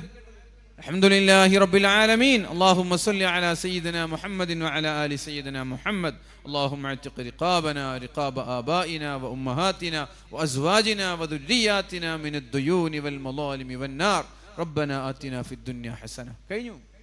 അതിൽ കുടുംബത്തിനുള്ള ദുആ പെട്ടു, ഭാര്യയ്ക്കുള്ളത് പെട്ടു, മക്കൾക്കുള്ളത് പെട്ടു, മാതാപിതാക്കൾക്കുള്ളത് പെട്ടു, ദുനിയാവിലെയും ആഖിറത്തിലെയും വിജയം പെട്ടു. അവിടെയാണ് ചില ആളുകൾ പിന്നെ 5-6 മിനിറ്റൊക്കെ ദുആ ചെയ്യാം. അതുകൊണ്ട് ഉമ്മമാരോട് ആരായാലും പ്രിയപ്പെട്ടവരെ ദുആ ചെയ്യുമ്പോൾ ഹബീബായ റസൂലുള്ളാഹി സ്വല്ലല്ലാഹു അലൈഹി വസല്ലമ തങ്ങൾ പഠിപ്പിച്ച ദുആയിന് തന്നെ പ്രയോറിറ്റി നൽകണം. നബി തങ്ങൾ പഠിപ്പിച്ച പ്രാർത്ഥനകളാണ് ഏറ്റവും നല്ല പ്രാർത്ഥന. എന്തുകൊണ്ട്? അതിന്റെ കാരണം ഹബീബായ നബി തങ്ങൾക്കാണ് എങ്ങനെ ചോദിക്കണമെന്നറിയാം. അള്ളാഹിനോട് ഏത് ഭാഷ ഉപയോഗിച്ച്, ഏത് പദം ഉപയോഗിച്ച്, ഏത് സമയത്ത് എങ്ങനെ ചോദിക്കണമെന്ന് നബി തങ്ങൾക്കല്ലാതെ വേറെ ആർക്കും അറിയില്ല. പിന്നെ നമ്മൾ ദുആക്ക് എന്താ അർത്ഥമുള്ളത്? നബി തങ്ങൾ ദുആ ചെയ്തതുപോലെ നമ്മൾ ദുആ ചെയ്താൽ മതി. നമ്മുടെ ആവശ്യങ്ങൾ അല്ലാഹു നിറവേറ്റിത്തരും. ഏതായാലും എൻ്റെ പ്രിയപ്പെട്ട സഹോദരങ്ങളോട്, സഹോദരിമാരോട് പറയാനുള്ളത്, നമ്മുടെ മക്കൾ അല്ലാഹു നമ്മൾക്ക് നൽകുന്ന അസറ്റ് ആയതുകൊണ്ട് തന്നെ ആ മക്കൾക്ക് ചില അദബ് പഠിപ്പിച്ചു കൊടുക്കാൻ അള്ളാഹുവിന്റെ ഹബീബായ നബി തങ്ങൾ പറയുന്നുണ്ട്. ആ അദബിൽ ഒന്നാമത്തേത് നബി തങ്ങളോടുള്ള സ്നേഹമാണെങ്കിൽ, രണ്ടാമത്തേത് ഹബീബായ നബി തങ്ങളുടെ കുടുംബത്തോടുള്ള സ്നേഹമാണെങ്കിൽ, മൂന്നാമത്തേത് പരിശുദ്ധ ഖുർആനിനെ പഠിപ്പിച്ചു കൊടുക്കണം. നമ്മൾ ഖുർആൻ പഠിപ്പിച്ചു കൊടുക്കണം മക്കൾക്ക്. ഖുർആനാണ് പ്രിയപ്പെട്ടവരെ ഈ ഉമ്മത്തിന്റെ കരുത്ത് എന്ന് പറയുന്നത്. ഈ ഉമ്മത്തിന്റെ ശക്തി ഖുർആനാണ്. ഈ ഉമ്മത്തിന്റെ ഇസ്സത്ത് ഖുർആനാണ്. എപ്പോഴാണോ നമ്മൾ ഖുർആനിൽ നിന്നകലുന്നത്, അന്ന് മുതൽ ഈ സമൂഹം പരാജയത്തിന്റെ കയ്പ് നീര് കുടിക്കേണ്ടി വരും. എപ്പോഴൊക്കെയോ നമ്മൾ ഖുർആനിന്റെ കൂടെ നിന്നിട്ടുണ്ടോ, അത്രയും കാലം ഈ ഉമ്മത്തിന് ഇസ്സത്തുണ്ട്, വിജയമുണ്ട്, അന്തസ്സുണ്ട്. ഇന്ത്യ രാജ്യത്ത് വഖഫിന്റെ പ്രശ്നങ്ങൾ വരുമ്പോ സമരങ്ങളിലേക്ക് നമ്മൾ പോകാറുണ്ട്, അല്ലെ? നമ്മൾ സമരങ്ങളിലേക്ക് പോവാറുണ്ട്. ഇപ്പൊ ചർച്ചയാണ്, ആരെ വക്കീലാണ് അവിടെ ശബ്ദിച്ചത്, ചർച്ച. അതേപ്പോ ഇത് വഖഫ് ഇപ്പോ നമ്മൾക്ക് അനുകൂലാകോ പ്രതികൂലാവോ എന്നല്ല. നമ്മളെ വക്കീൽ എന്ന് പറഞ്ഞ് ശണ്ട കൂടാണ്. മണ്ണും ചാരി നിന്നവൻ പെണ്ണും കൊണ്ടുപോയി എന്ന് പറയുന്നത് പോലെ നമ്മളിങ്ങനെ ശണ്ട കൂടുമ്പോൾ കാര്യങ്ങളൊക്കെ നടപ്പാക്കാൻ വളരെ ഈസിയാണ്. നമ്മുടെ ചിന്തകളെയും ആശയങ്ങളെയും ചില ആളുകൾ കടമെടുത്തിട്ട് മുട്ടനാടുകളെ പരസ്പരം കൂട്ടിമുട്ടിക്കുന്നത് പോലെ നമ്മെ പരസ്പരം തമ്മിൽ തല്ലിപ്പിച്ചുകൊണ്ടിരിക്കുകയാണ്. ഇത് തിരിച്ചറിയാൻ ചില ആളുകൾക്ക് കഴിയുന്നില്ല, ചില ആളുകൾ തിരിച്ചറിയാൻ വൈകുന്നു എന്നത് ദയനീയമാണ്. പ്രിയപ്പെട്ടവരെ, ഇതിൻ്റെയൊക്കെ പിന്നിലുള്ള രഹസ്യം, ഇതിൻ്റെയൊക്കെ പിന്നിലുള്ള കാരണം നമ്മൾ ഖുർആനിൽ നിന്നകന്നു എന്നത് തന്നെയാണ്. ഹബീബായ നബി തങ്ങൾ പറഞ്ഞു, തറക്തു ഫീകും അംറൈൻ, രണ്ട് കാര്യം ഞാൻ നിങ്ങൾക്ക് തരാൻ. ഞാൻ പോകുമ്പോ രണ്ട് കാര്യം ഞാൻ കൊണ്ടുപോകുന്നില്ല, നിങ്ങളെ ഏൽപ്പിച്ചു പോവുകയാണ്. അതിലൊന്ന് ഖുർആനാണ്, രണ്ടാമത്തേത് അഹ്ലു ബൈത്താണ്, നബി തങ്ങളുടെ കുടുംബമാണ്. അഹ്ലു ബൈത്ത്, നബിയുടെ കുടുംബം, തങ്ങന്മാർ. ഈ രണ്ട് കാര്യം ഞാൻ നിങ്ങളെ ഏൽപ്പിക്കുകയാണ്. ലൻ തദില്ലു മാ തമസ്സക്തും ബിഹിമാ, ഈ രണ്ട് കാര്യം മുറുകെ പിടിക്കുന്ന കാലത്തോളം നിങ്ങൾ ഒരിക്കലും പരാജയപ്പെടൂല എന്ന് പരിശുദ്ധ റസൂലുള്ളാഹ്. ഖുർആൻ മുറുകെ പിടിക്കുന്ന ഒരു സമൂഹവും പരാജയപ്പെടൂല. ഖുർആൻ മുറുകെ പിടിക്കുന്ന ഒരു സമൂഹവും പരാജയപ്പെടൂല. ഖുർആനിനെ അവഗണിച്ച് കളഞ്ഞ ഒരു സമൂഹവും വിജയിക്കാനും പോകുന്നില്ല. ഖുർആനിനെ അവഗണിച്ച് കളഞ്ഞ ഒരു ഉമ്മത്തും എവിടെയും വിജയിക്കാൻ പോകുന്നില്ല. എങ്ങനെയാണ് ഖുർആനിനെ മുറുകെ പിടിക്കുക എന്ന് പറയുന്നത്? എങ്ങനെയാണ് ഖുർആനിനെ അവഗണിക്കുക എന്ന് പറയുന്നത്? എല്ലാ ദിവസവും ഒരു ജുസ് എങ്കിലും ഖുർആൻ പാരായണം ചെയ്യാത്തവർ ഖുർആനിനെ അവഗണിച്ചു കളഞ്ഞവരാണ്. അങ്ങനെ തന്നെയാണ് മഹാന്മാരായ പണ്ഡിതന്മാർ പറഞ്ഞത്. ഒരു ദിവസത്തിൽ ഒരു ജുസ് ഖുർആൻ പാരായണം ചെയ്യാൻ കഴിയാത്തവർ, താല്പര്യമില്ലാത്തവർ ഖുർആനിനെ അവഗണിച്ചു കളഞ്ഞവരാണ്. യാ റബ്ബി ഇന്ന ഖൗമി ഇത്തഖദു ഹാദൽ ഖുർആന മഹ്ജൂറാ. അല്ലാഹുവിന്റെ ഹബീബായ നബി തങ്ങൾ പറയുന്നുണ്ടല്ലോ, അല്ലാഹുവേ, എന്റെ സമുദായം ഈ ഖുർആനിനെ അവഗണിച്ചു കളഞ്ഞുവല്ലോ അല്ലാ. എന്റെ സമുദായം ഖുർആനിനെ അവഗണിച്ചു കളഞ്ഞുവല്ലോ അല്ലാ.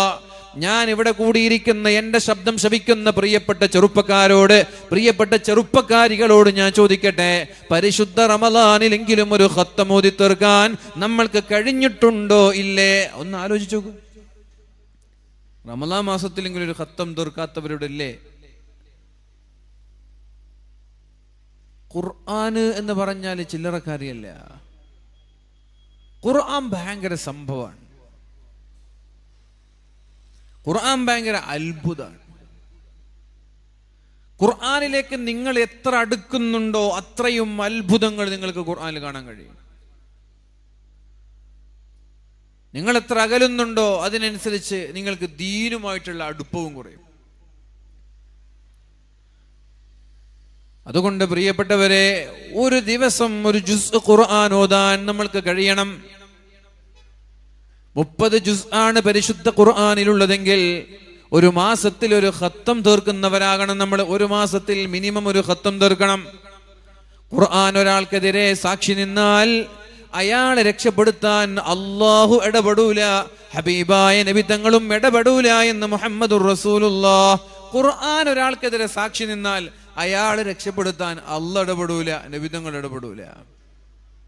നാളെ മഹ്ശറ ലോകത്തേക്ക് അല്ലാഹുവിന്റെ ഹബീബായ നബി തങ്ങൾ പറഞ്ഞതുപോലെ നമ്മളെല്ലാവരും നാളെ മഹ്ശറ ലോകത്ത് ഒരുമിച്ച് കൂടുമ്പോ വിജനമായ മരുഭൂമിയിൽ ഒരു ചാൺ മുകളിലുള്ള സൂര്യന്റെ ചൂടേറ്റ് വിയർത്തു കുളിക്കുമ്പോ ചില ആളുകളെ അല്ലാഹു തആല സ്വർഗത്തിലേക്ക് കൊണ്ടുപോകുമ്പോ പരിശുദ്ധമായ ഖുർആൻ വന്നവരെ തടഞ്ഞിട്ട്, അല്ലാഹുവേ ഇയാൾ എന്നെ ബഹുമാനിക്കാത്തവനാണ്, ഇയാൾ എന്നെ പാരായണം ചെയ്യാത്തവനാണ്, ഇയാൾ എന്നെ റെസ്പെക്ട് ചെയ്യാത്തവനാണ് എന്ന് പറഞ്ഞ് പ്രിയപ്പെട്ടവരെ ഖുർആൻ അവരെ തടയുമെന്നും, അങ്ങനെ ഖുർആൻ ഒരാൾക്കെതിരെ സാക്ഷി നിന്നാൽ അല്ലാഹു പിന്നെ തർക്കിക്കാൻ നിൽക്കൂല. അല്ലാഹു തആല ഖുർആനിന്റെ താല്പര്യത്തിന്റെ കൂടെ അയാളെ വിട്ടുകളയുമെന്ന് ഹബീബായ മുഹമ്മദുർ റസൂലുള്ളാഹ്. ഖുർആൻ അങ്ങനെ വന്നിട്ട് ഒരാൾക്കെതിരെ സാക്ഷി നിന്നാൽ പിന്നെ അയാൾ നരകത്തിലാണ്. അവരൊക്കെ വേണ്ടി റെക്കമെൻഡ് ചെയ്യാൻ നബിതങ്ങളും പോവൂല, അള്ളാഹുവും പോവൂല. അപ്പൊ നോക്ക് നിങ്ങൾ എത്ര അപകടമാണ്. എല്ലാ ആളുകൾക്ക് വേണ്ടിയും അള്ളാഹുവിന്റെ ഹബീബ് റെക്കമെൻഡ് ചെയ്യും, ഷഫാഅത്ത് ചെയ്യും. ലോകത്തൊരു തവണയെങ്കിലും അഷ്ഹദു അല്ലാ ഇലാഹ ഇല്ലല്ലാഹ് വഅഷ്ഹദു അന്ന മുഹമ്മദുർ റസൂലുള്ളാഹ് എന്ന് പറഞ്ഞ എല്ലാ ആളുകൾക്ക് വേണ്ടിയും അള്ളാഹുവിന്റെ ഹബീബായ നബിതങ്ങള് അള്ളാഹുവിനോട് ഷഫാഅത്ത് ചെയ്യും, റെക്കമെൻഡ് ചെയ്യും. എന്നാൽ ഖുർആനിനെ അവഗണിച്ചു കളഞ്ഞ ആളുകൾക്ക് അനുകൂലമായി സാക്ഷി നിൽക്കാൻ ഹബീബായ നബിതങ്ങൾ ഉണ്ടാവൂല, ഷഫാഅത്ത് ചെയ്യാൻ നബിതങ്ങൾ കടന്നു വരൂല, റെക്കമെൻഡ് ചെയ്യാൻ നബിതങ്ങൾ കടന്നു വരൂല. അവർ ഒറ്റപ്പെട്ടു പോകുമെന്ന് മാത്രമല്ല, നരകത്തിന്റെ ഭയാനകമായ ശിക്ഷ അഭിമുഖീകരിക്കേണ്ടി വരും അവർ. ഈ ഉമ്മത്തിന്റെ ഇസ്സത്ത് ഖുർആനാണ്. പരിശുദ്ധ റമദാനായത് ഖുർആൻ കാരണത്താലാണ്. ലൈലത്തുൽ ഖദർ ആയത് ഖുർആൻ കാരണത്താലാണ്. മിനൽ-ളുലുമാതി ഇലൻ-നൂർ, ഇരുട്ടിൽ നിന്ന് മനുഷ്യനെ വെളിച്ചത്തിലേക്ക് കൊണ്ടുവരാനാണ് പരിശുദ്ധമായ ഖുർആനിനെ അല്ലാഹു പറഞ്ഞേക്കുന്നത്. കിതാബുൻ അൻസൽനാ, അല്ലാഹു തആല ഈ പരിശുദ്ധമായ ഖുർആനിനെ ഭൂമിയിലേക്ക് ഇറക്കുന്നത് ഇരുട്ടിൽ നിന്ന് മനുഷ്യനെ പ്രകാശത്തിലേക്ക് കൊണ്ടുവരാനാണ്. ആരാണ് ഈ ഖുർആൻ ഇറക്കിയത്? പ്രകാശങ്ങളുടെ നേതാവായ മഹാനായ ജിബ്രീൽ അലൈഹിസ്സലാമാണ്. ആരിൽ നിന്നാണ് ഖുർആൻ കൊണ്ടുവരുന്നത്? അല്ലാഹു നൂറുസ് സമാവാതി വൽ അർളി, ആകാശഭൂമിയുടെ പ്രകാശമായ അല്ലാഹുവിൽ നിന്നാണ് പ്രകാശങ്ങളുടെ നേതാവായ മഹാനായ ജിബ്രീൽ അലൈഹിസ്സലാം കൊണ്ടുവരുന്നത്. ആരിലേക്കാ കൊണ്ടുവരുന്നത്? സിറാജം മുനീറാ, പ്രകാശം പരത്തുന്ന ഹബീബായ നബിതങ്ങളിലേക്കാ കൊണ്ടുവരുന്നത്. എവിടെ നിന്നാ കൊടുക്കുന്നത്? ജബലുൻ നൂർ, പ്രകാശത്തിന്റെ പർവ്വതം എന്ന പേരുള്ള ഹിറാ ഗുഹയിൽ വെച്ചാണ് അല്ലാഹുവിന്റെ ഹബീബിന് ഖുർആൻ നൽകുന്നത്. അപ്പൊ 4 പ്രകാശങ്ങൾ സംഗമിച്ച രാത്രിയാണ് ലൈലത്തുൽ ഖദർ. ലൈലത്തുൽ ഖദറിന് 1000 മാസത്തെക്കാൾ പുണ്യമുണ്ടായത്. അതിന്റെ ഓരോ ദിവസവും അതിന്റെ ആ രാത്രി 83 വർഷത്തെക്കാൾ പുണ്യമുണ്ടായത്. അതിന്റെ ഓരോ സെക്കൻഡിന് 47 ദിവസത്തെക്കാൾ പുണ്യമുണ്ടായത്. പ്രിയപ്പെട്ടവരെ, വെറുതെയല്ല ഒരു ദിവസത്തിന് 47 ദിവസത്തെക്കാളൊക്കെ പുണ്യമുണ്ടായത്. വെറുതെയല്ല, പ്രകാശങ്ങൾ ഒരുമിച്ച് കൂടിയ ദിവസമാണത്. ഏതൊക്കെയാ പ്രകാശം? 1 അല്ലാഹു എന്ന പ്രകാശം, 2 പ്രവാചകൻ എന്ന പ്രകാശം, 3 ജിബ്രീൽ എന്ന പ്രകാശം, 4 ഖുർആൻ എന്ന പ്രകാശം. ഹിറാ ഗുഹയിൽ സംഗമിച്ച രാത്രിയാണ് ലൈലത്തുൽ ഖദർ. അപ്പൊ ലൈലത്തുൽ ഖദർ ആയത് പരിശുദ്ധ ഖുർആൻ കാരണത്താലാണ്.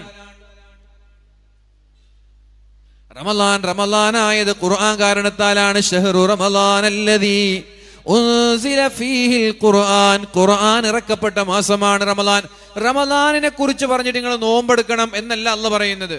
ഷഹ്റു റമളാനല്ലദീ ഉൻസില ഫീഹിൽ ഖുർആൻ, റമളാനിനെ കുറിച്ച് പറയുമ്പോൾ നോമ്പിനെ കുറിച്ചല്ലേ പറയേണ്ടത്? എന്നാൽ അല്ലാഹു തആല റമളാനിനെ കുറിച്ച് പറയുമ്പോൾ പറയുന്നത് ഖുർആനിനെ കുറിച്ചാണ്. ഖുർആൻ ഇറങ്ങിയത് കൊണ്ടാണ് റമളാനായത്. അള്ളാഹുവിന്റെ ഹബീബിന് 2 പെൺമക്കളുണ്ട്.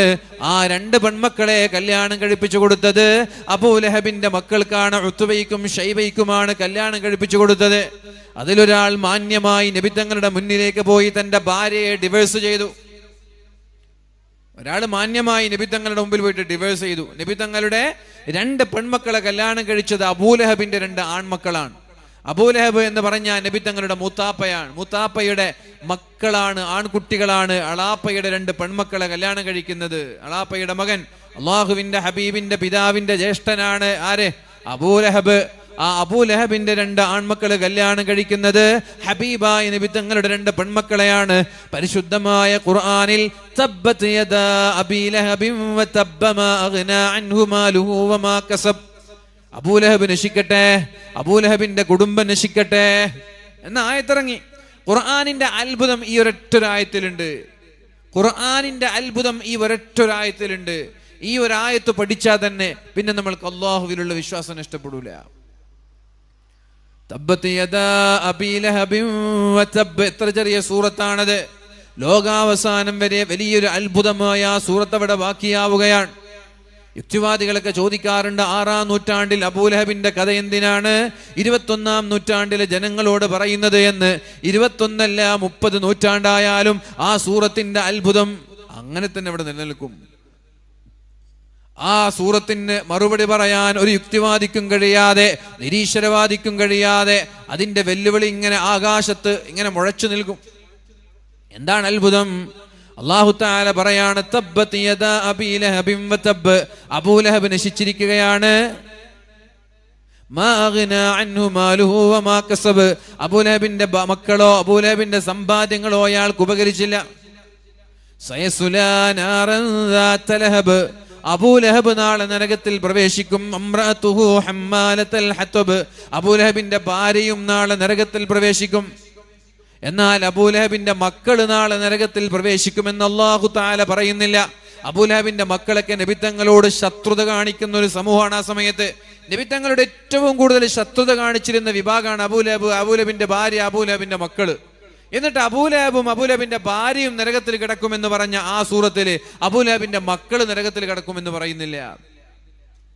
പ്രിയപ്പെട്ടവരെ, മക്കാ മുശ്രിക്കീങ്ങൾ അല്ലാഹുവിന്റെ ഹബീബിനെ എങ്ങനെയെങ്കിലും പരാജയപ്പെടുത്തണമെന്നുള്ള താല്പര്യത്തോടെ ജീവിക്കുമ്പോ അവർക്ക് ഒരു തവണ അബൂലഹബിനോട് പോയിട്ട് പറയാമായിരുന്നു, അബൂലഹബെ തൽക്കാലം നീ പോയിട്ട് മുസ്ലിം ആവും.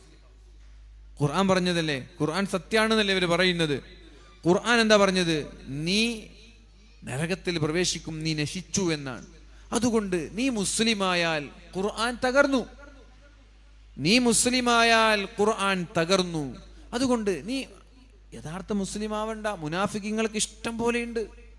ഉഹുദ് യുദ്ധത്തിലേക്ക് അല്ലാഹുവിന്റെ ഹബീബായ നബി തങ്ങൾ ആയിരക്കണക്കിന് സൈന്യവുമായി കടന്നു ചെന്നപ്പോ ഉഹുദ് യുദ്ധത്തിന്റെ ഭീകരമായ അന്തരീക്ഷത്തിൽ മുസ്ലിമീങ്ങളുടെ ശക്തിയെ ചോർത്താൻ 300ഓളം മുനാഫിക്കീങ്ങളാണ് രണാങ്കണത്തിൽ നിന്ന് തിരിച്ചു വന്നത്. 300ഓളം ആളുകൾ യുദ്ധത്തിന്റെ രണാങ്കണത്തിൽ നിന്ന് തിരിച്ചു വരാൻ മുനാഫിക്കീങ്ങൾ.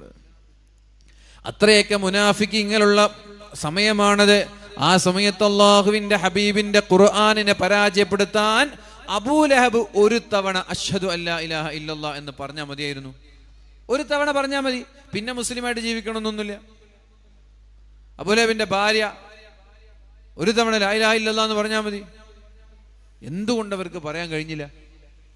അബൂലഹബിന് എന്തുകൊണ്ട് അഷ്ഹദു അല്ലാ ഇലാഹ, നബി തങ്ങൾ അളാപ്പയല്ലേ, മുത്താപ്പയല്ലേ, എന്തുകൊണ്ട് പറയാൻ കഴിഞ്ഞില്ല? നബി തങ്ങളുടെ ഏറ്റവും വലിയ ശത്രുവായിരുന്ന ഉമർ തങ്ങൾ ഇസ്ലാമിലേക്ക് കടന്നു വന്നിട്ടുണ്ട്. നബി തങ്ങളുടെ മറ്റുള്ള എല്ലാ ശത്രുക്കളും ഇസ്ലാമിലേക്ക് കടന്നു വന്നിട്ടുണ്ട്. അബൂജഹലിന്റെ മകൻ ഇക്രിമ ഇസ്ലാമിലേക്ക് കടന്നു വന്നിട്ടുണ്ട്. എന്നാൽ മഹാനായ ഹംസത്തുൽ ഖറാറിനെ വളരെ മോശമായ രീതിയിൽ കൊലപ്പെടുത്തിയ വഹ്ശി പോലും പ്രിയപ്പെട്ടവരെ ഇസ്ലാമിലേക്ക് കടന്നു വന്നിട്ടുണ്ട്.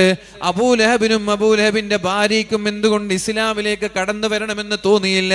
കാരണം ഓരോ ആളുകളുടെയും കൽബിനെ നിയന്ത്രിക്കുന്നത് അല്ലാഹുവാണ്. നമ്മുടെ കൽബിനെ നിയന്ത്രിക്കുന്നത് അല്ലാഹുവാണ്. അല്ലാഹു തോന്നിക്കണം, അല്ലാഹു തോന്നിക്കൂല. കാരണം ഖുർആൻ അല്ലാഹുവിന്റെയാണ്, ഖുർആൻ റബ്ബിന്റെയാണ്, അല്ലാഹുവിന്റെ വചനമാണത്. ആ റബ്ബിന്റെ വചനമായതുകൊണ്ട് അബൂലഹബിന് സ്വന്തമായിട്ട് തോന്നൂല, നാട്ടുകാർക്കും തോന്നൂല. അല്ലാഹു തോന്നിക്കണം. അല്ലാഹു തോന്നിക്കൂല. തോന്നിച്ചാൽ ഖുർആൻ അവിടെ പരാജയപ്പെടും. ഇനി വേറെയുമുണ്ട് അവിടെ അത്ഭുതം, അവർ മുസ്ലിമായില്ല എന്ന് മാത്രമല്ല, അബൂലഹബ് വളരെ മോശമായ രീതിയിലാണ് മരിക്കുന്നത്. അബൂലഹബിന്റെ ഭാര്യയും ഒറ്റപ്പെട്ട് മോശമായ രീതിയിലാണ് മരിക്കുന്നത്. എന്നാൽ അബൂലഹബിന്റെ മക്കൾ പിന്നെ മുസ്ലിം ആവുന്നുണ്ട്. അബൂലഹബിന്റെ മക്കൾ മുസ്ലിം ആകുന്നുണ്ട്. ആ സൂറത്തിലെവിടെയും അബൂലഹബിന്റെ മക്കൾ നശിക്കുമെന്നോ അബൂലഹബിന്റെ മക്കൾ നരകത്തിൽ പ്രവേശിക്കുമെന്നോ അള്ളാഹു പറഞ്ഞില്ല.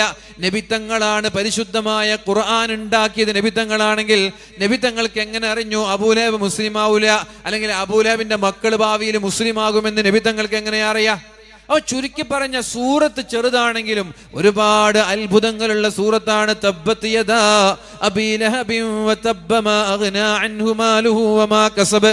അതുകൊണ്ട് പ്രിയപ്പെട്ടവരെ, ഖുർആൻ എന്താണ് എന്ന്, ഖുർആനിന്റെ അമാനുഷികത എന്താണ് എന്നൊരാൾക്ക് തിരിച്ചറിയണമെങ്കിൽ വെറും ഈ സൂറത്ത് മാത്രം പഠിച്ചാൽ മതി. നബി തങ്ങളുടെ 2 പെൺമക്കളെ ത്വലാക്ക് ചെല്ലാൻ വേണ്ടി അബൂലഹബിന്റെ 2 മക്കൾ പോവാൻ. ഒരാൾ മാന്യമായിട്ട് ത്വലാക്കിൽ തിരിച്ചു വന്നു, മറ്റേ ആള് ഷൈബയാണെന്ന് എനിക്ക് തോന്നുന്നു. ഷൈബ എന്ന് പറയുന്ന ആ അബൂലഹബിന്റെ മകൻ നബി തങ്ങളുടെ മുമ്പിൽ പോയിട്ട് ഡിവേഴ്സ് ചെയ്തിട്ട് ഒരു തുപ്പല്, ഒരു കളിയാക്കി ആക്കി തുപ്പല്. എന്നിട്ട് ഖുർആനിനെ വെല്ലുവിളിച്ചു. ഇന്നി കഫർതു ബിന്നജ്മി ഇദാ ഹവാ, നിങ്ങളുടെ നക്ഷത്രത്തെ കൊണ്ട് സത്യം ചെയ്യുന്ന വന്നജ്മി ഇദാ ഹവാ എന്നുള്ള സൂറത്തിനെ എന്തൊക്കെയോ കളിയാക്കി, ഖുർആനിനെ കളിയാക്കി. അവിടുന്ന് അയാൾ ഇറങ്ങിപ്പോയി. ഖുർആനിനെ കളിയാക്കിയപ്പോൾ നബി തങ്ങൾക്ക് ദേഷ്യം ഉണ്ടായി. അല്ലാഹുവിന്റെ ഹബീബായ നബി തങ്ങൾ ആ സമയത്ത് ദുആ ചെയ്യുന്നുണ്ട്, അല്ലാഹുമ്മ സല്ലിത് അലൈഹി കൽബൻ മിൻ കിലാബിക്, അല്ലാഹുവേ ഒരു വന്യമൃഗത്തെ കൊണ്ട് നീ ഇയാളെ നശിപ്പിക്കണേ അല്ലാ. മക്കയിൽ എവിടെയാ വന്യമൃഗം? മക്കയിൽ എവിടെയാ വന്യമൃഗം? മക്കയിൽ ആകെ ഒട്ടകവും കുതിരയിലുള്ളൂ. ഈ പ്രാർത്ഥനയുടെ ശേഷം ഷാമിലേക്കുള്ള യാത്ര പോകുന്ന സമയത്ത് മക്കയൊക്കെ കഴിഞ്ഞ് ഒരു വിജനമായ മരുഭൂമിയിലെത്തുമ്പോ ഈ മനുഷ്യനെ ഒരു വന്യമൃഗം കടിച്ചു കീറി തിന്നുന്ന ചരിത്രം അങ്ങനെയാ പറയുന്നത്. നബി തങ്ങളുടെ ദുആ ഫലിക്കുമെന്നൊരു ഭയം ഇവർക്കുണ്ടായിരുന്നു. അതുകൊണ്ട് യാത്രാ സംഘത്തിൽ ഏറ്റവും മധ്യത്തിൽ കിടന്നുറങ്ങിയത് അബൂലഹബിന്റെ ഈ മകനാ. അദ്ദേഹത്തിന്റെ ചുറ്റുഭാഗത്തൊക്കെ യാത്രക്കാരൊക്കെ ഉറങ്ങി. അതിന്റെ പുറത്ത് അവരുടെ കച്ചവട സാമഗ്രികൾ ഒക്കെ വെച്ചു, ചരക്കുകൾ വെച്ചു. അതിൻ്റെയും അപ്പുറത്ത് ഒട്ടകത്തെയും കുതിരകളൊക്കെ കെട്ടിയിട്ടു. സ്വാഭാവികമായിട്ട് ഏത് വന്യമൃഗം വന്നാലും ആദ്യം തിന്ന ഒട്ടകത്തെയാണ്, അല്ലെങ്കിൽ കുതിരകളെയാണ്, അല്ലെങ്കിൽ മറ്റുള്ള മൃഗങ്ങളെയാണ്. എന്നാൽ ഒരു സിംഹം വന്നിട്ട് ഒട്ടകത്തിൻ്റെയും കുതിരയുടെയും മുകളിലൂടെ ചാടി അവിടെ ഉണ്ടായിരുന്ന സാമഗ്രികളുടെ മുകളിൽ കയറി, എന്നിട്ട് അവിടെ കിടന്നുറങ്ങുന്ന ഓരോ ആളുകളെ മണത്തു നോക്കി മധ്യത്തിലായി കിടന്നുറങ്ങുന്ന അബൂലഹബിന്റെ മകനെ കാർന്നു തിന്നു എന്ന് ചരിത്രത്തിൽ കാണാൻ കഴിയും. നബിതങ്ങളുടെ പ്രാർത്ഥനയാണ്. എന്തിനത്? ഖുർആനിനെ അവഗണിച്ചപ്പോ നബിതങ്ങൾ ദുആ ചെയ്തു. അതുകൊണ്ട് പ്രിയപ്പെട്ടവരെ, ഖുർആനിനെ അവഗണിച്ച ഒരാൾക്കും രക്ഷപ്പെടാൻ കഴിയില്ല. ഖുർആനിനെ പുച്ഛിച്ചു കളയുന്ന ഒരാളും രക്ഷപ്പെടാൻ പോകുന്നില്ല. ഈ പരിശുദ്ധ ഖുർആൻ എങ്ങനെയാണ്? അതുകൊണ്ട് നമ്മുടെ മക്കൾക്ക് നമ്മൾ നന്നായി പഠിപ്പിക്കേണ്ടത് പരിശുദ്ധ ഖുർആനാണ് എന്ന് ഹബീബായ റസൂലുള്ളാഹി സ്വല്ലല്ലാഹു അലൈഹി വസല്ലം പറയുന്നു. ഖുർആൻ പഠിക്കാന്ന് പറഞ്ഞാൽ ഖുർആൻ ഹാഫിളായാൽ മാത്രം പോരാ, ഖുർആൻ നമ്മുടെ സ്വഭാവത്തിൽ ഉണ്ടാവണം. നബി തങ്ങളെ കുറിച്ച് ആയിഷ ബീവിയോട് ചോദിച്ചപ്പോ, അള്ളാഹുവിന്റെ ഹബീബിന്റെ സ്വഭാവം എന്താണ് എന്ന് ചോദിച്ചപ്പോ മഹദിയായ ആയിഷ ബീവി റളിയല്ലാഹു അൻഹ പറയുന്നത്, ഹബീബായ നബി തങ്ങളുടെ സ്വഭാവം ഖുർആനായിരുന്നു എന്നാണ്. ചില MLA-മാരൊക്കെ മദ്രസകളെ ആക്ഷേപിക്കുന്നത് നമ്മൾ സോഷ്യൽ മീഡിയയിലൂടെ കണ്ടിട്ടുണ്ട്. മദ്രസകളെ ആക്ഷേപിക്കുന്നവര് സത്യത്തില് മദ്രസകളെയല്ല ആക്ഷേപിക്കുന്നത്, ഖുർആനിനെയാണ്. അവർ ഖുർആനിനെ ആക്ഷേപിക്കുന്നത്. എന്തുകൊണ്ട്? മദ്രസയിൽ നമ്മൾ പഠിപ്പിക്കുന്ന വിഷയം തജ്വീദ്. തജ്വീദ് എന്ന് പറഞ്ഞാൽ ഖുർആനിന്റെ നിയമശാസ്ത്രമാണ്, പാരായണ ശാസ്ത്രമാണ്. പിന്നെയുള്ളത് അഖ്ലാഖ്. അഖ്ലാഖിൽ എന്താ പറയുന്നത്? ഖുർആനിൽ പറഞ്ഞ സ്വഭാവ സംസ്കരണമാണ് അഖ്ലാഖ്. പിന്നെയുള്ളത് താരീഖാണ്. താരീഖിൽ എന്താ പറയുന്നത്? ഖുർആനിലുള്ള ചരിത്രങ്ങളാ താരീഖിലുള്ളത്. പിന്നെ എന്താ ഉള്ളത്? അഖീദയാണ്. അഖീദ എന്ന് പറഞ്ഞാൽ ഖുർആനിൽ പറയപ്പെട്ട അള്ളാഹുമായിട്ട് ബന്ധപ്പെട്ട വിഷയങ്ങളാണ്, വിശ്വാസവുമായി ബന്ധപ്പെട്ട വിഷയങ്ങളാണ്. പിന്നെയുള്ളത് ലിസാനുൽ ഖുർആനാണ്.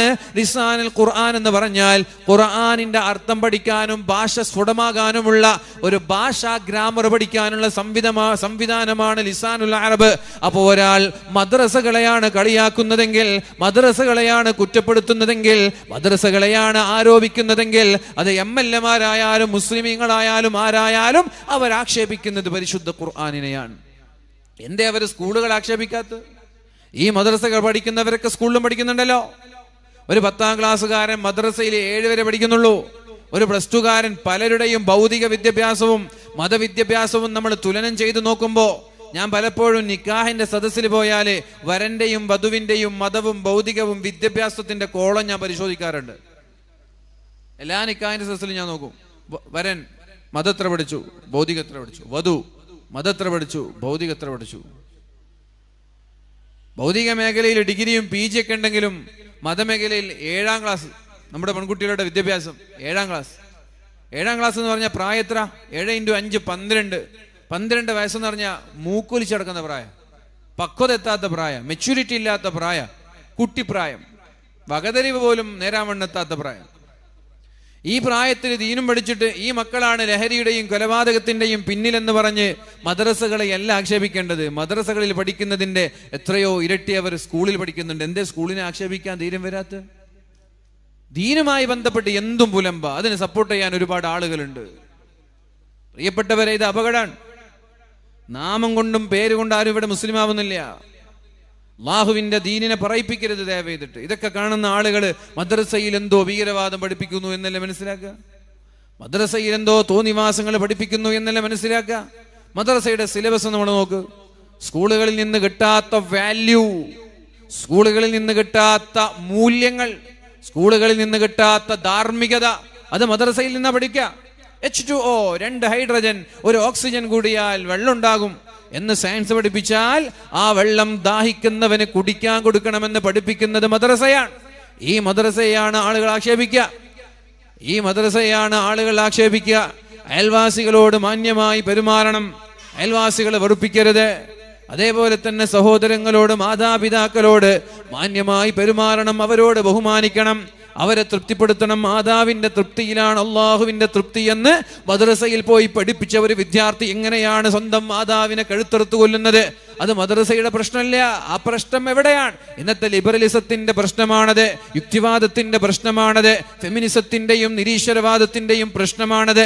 എല്ലാം സ്വതന്ത്രമായി ഇഷ്ടമുള്ളതുപോലെ എന്തും ചെയ്യാൻ ആളുകൾക്ക് സ്വാതന്ത്ര്യം നൽകിയപ്പോ നിന്റെ ഉമ്മയോടുള്ള കമ്മിറ്റ്മെന്റും ഉമ്മയോടുള്ള കടപ്പാടും പിതാവിനോടുള്ള കടപ്പാടും കുടുംബം എന്നുള്ള ബന്ധമൊക്കെ ചോദ്യം ചെയ്യപ്പെടുന്ന ഒരു കാലമായപ്പോ, പ്രിയപ്പെട്ടവരെ, മദ്രസകളെക്കാളും നമ്മുടെ മക്കള് കൂടുതൽ സമയം ചെലവഴിച്ചത് ഭൗതിക കലാലയങ്ങളിൽ നിന്നായതുകൊണ്ട് അവിടുന്ന് കിട്ടുന്ന മെസ്സേജുകള് കുടുംബം തകർക്കലും, ഭാര്യ ഭർത്താക്കന്മാർ തമ്മിലുള്ള ബന്ധത്തെ തകർക്കലും, മാതാപിതാക്കളെ പുച്ഛിക്കലൊക്കെ ആയതുകൊണ്ട് തന്നെ സ്വാഭാവികമായി ഞാനെന്തിന് എൻ്റെ ഉമ്മയെ ബഹുമാനിക്കണം?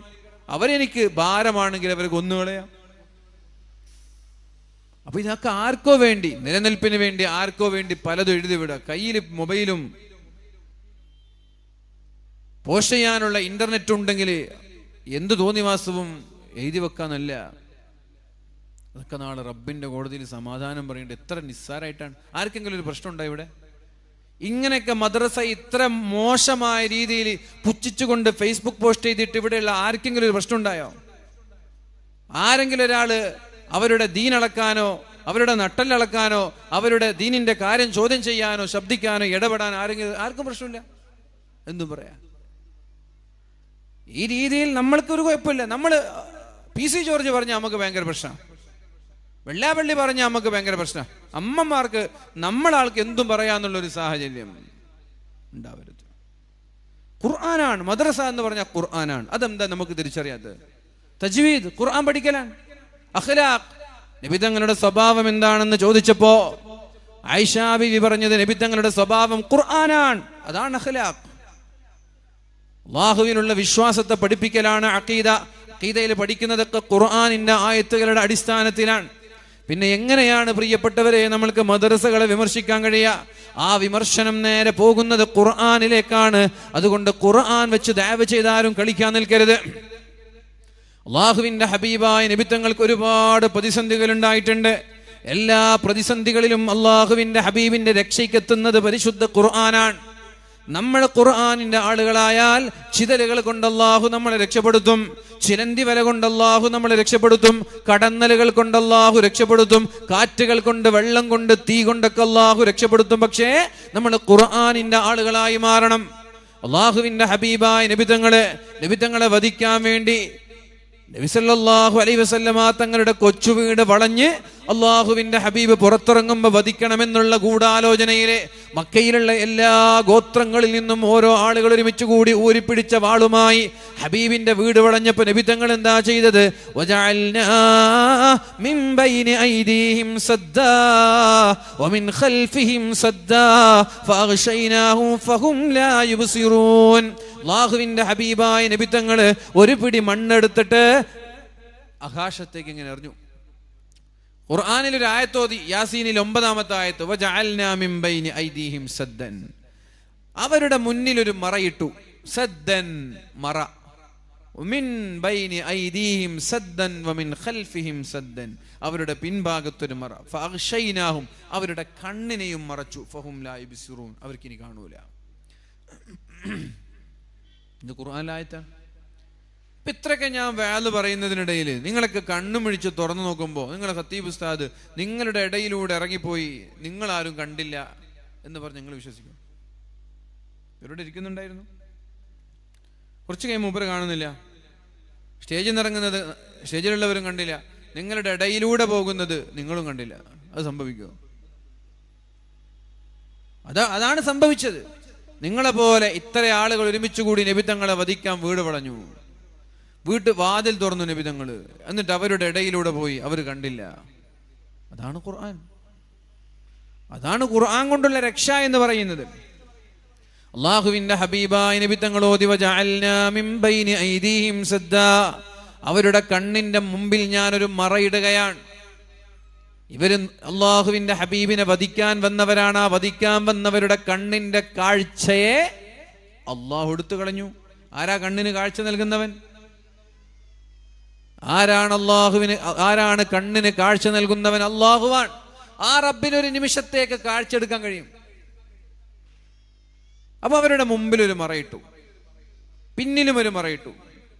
ഫഅഗ്ശൈനാഹും, അവരുടെ കണ്ണിന് അല്ലാഹു പൊതിഞ്ഞു, കവർ ചെയ്തു. ഫഹും ലാ യുബ്സിറൂൻ, ഇനി അവർ കാണൂല. നബി തങ്ങൾ പുഷ്പം പോലെ അവരുടെ ഇടയിലൂടെ പോയി. ഇവിടെ ഇരിക്കുന്ന നമ്മുടെയൊക്കെ കാഴ്ച അല്ലാഹു എടുത്തു കളഞ്ഞാൽ ധൈര്യമായിട്ട് നമുക്ക് പോയിക്കൂടെ? എന്താ ഇതിനൊക്കെ കാരണം? അങ്ങനെ ഒരു അത്ഭുതം അവിടെ സംഭവിക്കാൻ കാരണം എന്താ? ഖുർആനാണ്. ഖുർആൻ പറഞ്ഞു വഇദാ ഖറഅതൽ ഖുർആന ജഅൽനാ ബൈനക വബൈനൽ ലദീന ലാ യുഅ്മിനൂന ബിൽആഖിറതി ഹിജാബൻ മസ്തൂറാ. നിങ്ങൾ ഖുർആൻ ഓതുന്ന ആളുകളാണെങ്കിൽ നിങ്ങളുടെയും നിങ്ങളുടെ ശത്രുവിന്റെയും ഇടയിൽ ഹിജാബം മസ്തൂറാ, ഒരു മറ അല്ലാഹു ഇട്ടു തരും. നിങ്ങൾ കാണാത്ത, ശത്രു കാണാത്ത ഒരു മറ, ഹിജാബ്, ബാരിയർ, കർട്ടൻ, മസ്തൂറ, ഹിഡൻ, നമ്മൾ കാണാത്ത ഒരു മറ അല്ലാഹു തരും. നമ്മൾ ഖുർആന്റെ ആളായി മാറണം. അതാണ് നബി തങ്ങൾ ഖുർആന്റെ ആളാ. നബി തങ്ങളുടെ സ്വഭാവം ഖുർആനാണ്. നബി തങ്ങൾ സദാ സമയവും ഖുർആൻ ഓതാറുള്ളത്. നബി തങ്ങൾ നിസ്കരിക്കാൻ തുടങ്ങിയാൽ കൈകെട്ടും, ഫാത്തിയോതും, അൽ ബഖറോതും, ആൽ ഇംറാനോതും, നസായോ സൂറത്തു നിസാ ഓതും, മാഇദ ഓതും, അൽ കഹ്ഫിലേക്കെത്തും. അങ്ങനെ ഓതി ഓതി ഓതി സുബഹി വരെ ഖുർആൻ ഓതും. ചില സമയത്ത് ഖുർആൻ ഓതിയിട്ട് ഇങ്ങനെ കരയും, ചില ആയത്തുകൾ എത്തുമ്പോൾ കരയും. ചില സമയത്ത് സഹാബാക്കളോട് പറയും നിങ്ങളൊന്ന് ഖുർആൻ ഓതി കേൾപ്പിക്കുക എന്ന്. അവർ ഓതുന്ന ഖുർആൻ ഇങ്ങനെ കേട്ടിട്ട് നബി തങ്ങൾ കരയും. ഖുർആനിലെ ആശയങ്ങളും അർത്ഥങ്ങളും ആലോചിച്ച് അല്ലാഹുവിന്റെ ഹബീബ് ഉറങ്ങാതെ സുബഹി വരെ നിസ്കരിക്കും.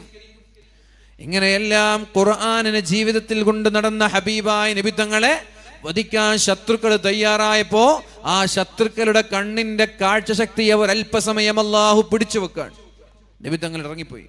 നബി തങ്ങൾ ഇറങ്ങിപ്പോയി കുറച്ചപ്പുറത്തെത്തിയപ്പോ വേറൊരാൾ ഇങ്ങനെ വഴിയിലൂടെ കടന്നു വരുന്നുണ്ട്.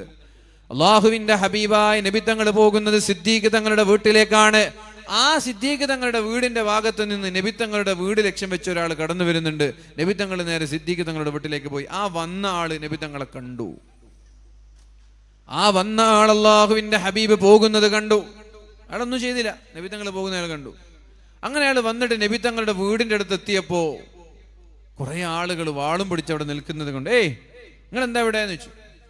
ഞങ്ങൾ മുഹമ്മദിനെ വധിക്കാൻ വേണ്ടി കാത്തിരിക്കുകയാണ്. അദ്ദേഹം പറഞ്ഞു ഖയ്യബകമുല്ലാ, അല്ലാഹു നിങ്ങളെ കൊച്ചാക്കിയിട്ടുണ്ട്, അല്ലാഹു നിങ്ങളെ ഇൻസൾട്ട് ചെയ്തിട്ടുണ്ട്, അല്ലാഹു കുതന്ത്രം ഉപയോഗിച്ചിട്ടുണ്ട്. ഖയ്യബകമുല്ലാ, നിങ്ങൾ തോറ്റുപോയിട്ടുണ്ട്. എന്തെന്ന് വെച്ചു, നിങ്ങളുടെയൊക്കെ തലയുടെ മുകളിൽ മണ്ണുണ്ടോ നോക്കെന്ന് പറഞ്ഞു.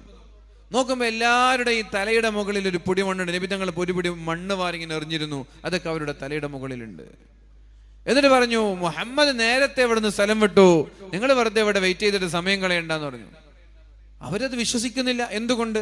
നിങ്ങളുടെ മുമ്പിൽ ഖത്തീബ് ഉസ്താദ് ഇറങ്ങി നിങ്ങളുടെ ഇടയിലൂടെ പോയി എന്ന് ഞാൻ പറഞ്ഞാൽ നിങ്ങൾ വിശ്വസിക്കാത്തത് പോലെ അവർ വിശ്വസിക്കുന്നില്ല. ഞങ്ങൾ ഇത്രയൊക്കെ കണ്ണും മിഴിച്ചു നിന്നിട്ട് മുഹമ്മദ് ഇവിടുന്ന് പോയിന്നോ? ഇല്ല, പോയിട്ടില്ല. എന്നിട്ട് അതിലൊരാള് നബി തങ്ങളുടെ വീടെത്തി നോക്കി. വീടെത്തി നോക്കുമ്പോൾ നബിതങ്ങളുടെ കട്ടിലിൽ പച്ച പുതപ്പ്, നബിതങ്ങൾ പുതക്കുന്ന പുതപ്പ് ഉപയോഗിച്ച് ഒരാൾ കിടക്കുന്നുണ്ട്. അവർ പറഞ്ഞു മുഹമ്മദ് പോയിട്ടില്ല, അവിടെ കിടന്നുറങ്ങുന്നുണ്ട്. മുഹമ്മദ് പോയിട്ടില്ല, അവിടെ കിടന്നുറങ്ങുന്നുണ്ട്. ആരാ കിടന്നുറങ്ങിയത്? അലി തങ്ങളാ. അള്ളാന്റെ ഹബീബിന്റെ കട്ടിലിൽ അള്ളാന്റെ ഹബീബിന്റെ പുതപ്പ് ഉപയോഗിച്ച് അലി തങ്ങൾ കിടന്നുറങ്ങി. പിറ്റേ ദിവസം രാവിലെ വാതിൽ തുറക്കുമ്പോൾ അലി തങ്ങളാണ്. നബി തങ്ങളെ കാണുന്നില്ല, നബി തങ്ങൾ പോയിട്ടുണ്ട്. ഇതാണ് പ്രിയപ്പെട്ടവരെ ഖുർആൻ ഓതുന്ന ആളുകൾ, ഖുർആൻ നെഞ്ചേറ്റുന്ന ആളുകൾക്ക് അല്ലാഹു നൽകുന്ന നേട്ടം അതാണ്. ഹിജാബം മസ്തൂറാ, അല്ലാഹു തആല നിങ്ങൾ കാണാത്തൊരു മറയിട്ട് തരും. വേറെയും ഒരുപാട് ഉദാഹരണങ്ങളുണ്ട്. റസൂലുള്ളാഹി സ്വല്ലല്ലാഹു അലൈഹി വസല്ലമ തങ്ങള് സൗറന്ന ഗുഹയുടെ മുകളിൽ ഇരിക്കുകയാണ്. സൗറന്ന ഗുഹ. ആ സൗറന്ന ഗുഹയുടെ മുകളിൽ ഇരിക്കുമ്പോ അള്ളാഹുവിന്റെ ഹബീബായ റസൂലുള്ളാഹി സ്വല്ലല്ലാഹു അലൈഹി വസല്ലം തങ്ങളെ വധിക്കാൻ വേണ്ടി ഇതേ സൈന്യം, ഇതേ ടീം സൗറന്ന ഗുഹയുടെ മുകളിലേക്ക് എത്തി.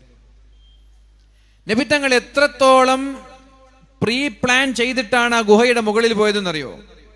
സൗറന്ന ഗുഹയിലെ മുകളിലേക്ക് നബിത്തങ്ങൾ എത്രത്തോളം ആസൂത്രണം ചെയ്തിട്ട് പോയതാണെന്നറിയോ? എന്നിട്ട് പോലും അവരവിടെ എത്തി. ശ്രദ്ധിക്കണേ, ഇതാണ് മക്ക. നബിതങ്ങൾക്ക് പോവേണ്ടത്, നിങ്ങൾ പൂച്ചക്കാടാണ് മക്ക. നബിതങ്ങൾക്ക് പോകേണ്ടത് മദീനയിലേക്കാണ്. മദീന എങ്ങോട്ടാ? കാസർഗോഡ് ഭാഗത്ത്. സത്യത്തിൽ ഏതൊരാളും പൂച്ചക്കാടിൽ നിന്ന് കാസർഗോഡിലേക്ക് പോകുമ്പോൾ നേരെ വണ്ടി എടുത്തിട്ട് കാസർഗോഡ് ഭാഗത്തേക്ക് പോകും. ആ പോകുന്നത് ചിലപ്പോൾ ഇങ്ങനെ പോയി നമ്മളിങ്ങനെ ബാക്കലിൽ നിന്ന് റൈറ്റ് എടുത്തിട്ട് പോകും. കുറച്ചപ്പുറം അവിടെ കളനാടിൽ നിന്ന് നമ്മളെടുത്തിട്ട് റൈറ്റ് എടുത്തിട്ട് പോകും. കുറച്ചപ്പുറം പോയാൽ മേൽപ്പറമ്പ് റൈറ്റ് എടുത്ത് എങ്ങനെ വേണമെങ്കിൽ നമുക്ക് കാസർഗോഡ് പോവാം. പക്ഷെ ഇങ്ങനെ നമ്മൾ പോവുള്ളൂ. നബിത്തങ്ങൾ കാസർഗോഡ് പോയത് അങ്ങനെയല്ല. ആദ്യം കാഞ്ഞങ്ങാട് പോയി. പോകേണ്ടത് കാസർഗോഡാണ്, ആദ്യം പോയത് കാഞ്ഞങ്ങാട്ടേക്കാണ്. നബിതങ്ങൾ മക്കയിൽ നിന്ന് മദീനയിലേക്ക് പോകുന്നതിന് പകരം നേരെ പോയത് സൗർ എന്ന ഗുഹയിലേക്കാണ്. 6 കിലോമീറ്റർ അപ്പുറത്തുള്ള സൗർ എന്ന ഗുഹ. മദീന അങ്ങട്ടാണ്, സൗർ എന്ന ഗുഹ അങ്ങട്ടാണ്.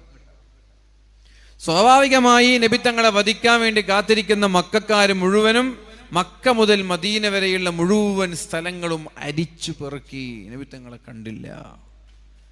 അല്ലാഹുവിന്റെ ഹബീബായ നബിത്തങ്ങൾ സിദ്ദീഖ് തങ്ങളുടെ മകനുണ്ട്, അബ്ദുള്ള എന്ന് പറയുന്ന 10 വയസ്സ് പോലും തികയാത്തൊരു മകനുണ്ട്. ആ മകനോട് നബി സല്ലല്ലാഹു അലൈഹി വസല്ലമ തങ്ങൾ ഒരു ഡ്യൂട്ടി ഏൽപ്പിച്ചിട്ടുണ്ട്. എന്താ ഡ്യൂട്ടി എന്നറിയോ? രാവിലെ ആയാൽ നിങ്ങൾ ഈ പൂച്ചക്കാടിന്റെ ബസ് സ്റ്റാൻഡിലും വെളികത്തെണ്ണയിലും പള്ളിയിലും ചുറ്റുഭാഗത്തൊക്കെ ആളുകൾ കൂട്ടം കൂടി സംസാരിക്കുന്നത് കാണുമ്പോൾ അവർ ശ്രദ്ധിക്കാതെ അവരുടെ അടുത്ത് ഇങ്ങനെ ഇരിക്കണം. അവരെന്താ സംസാരിക്കുന്നത് എന്ന് നോക്കണം.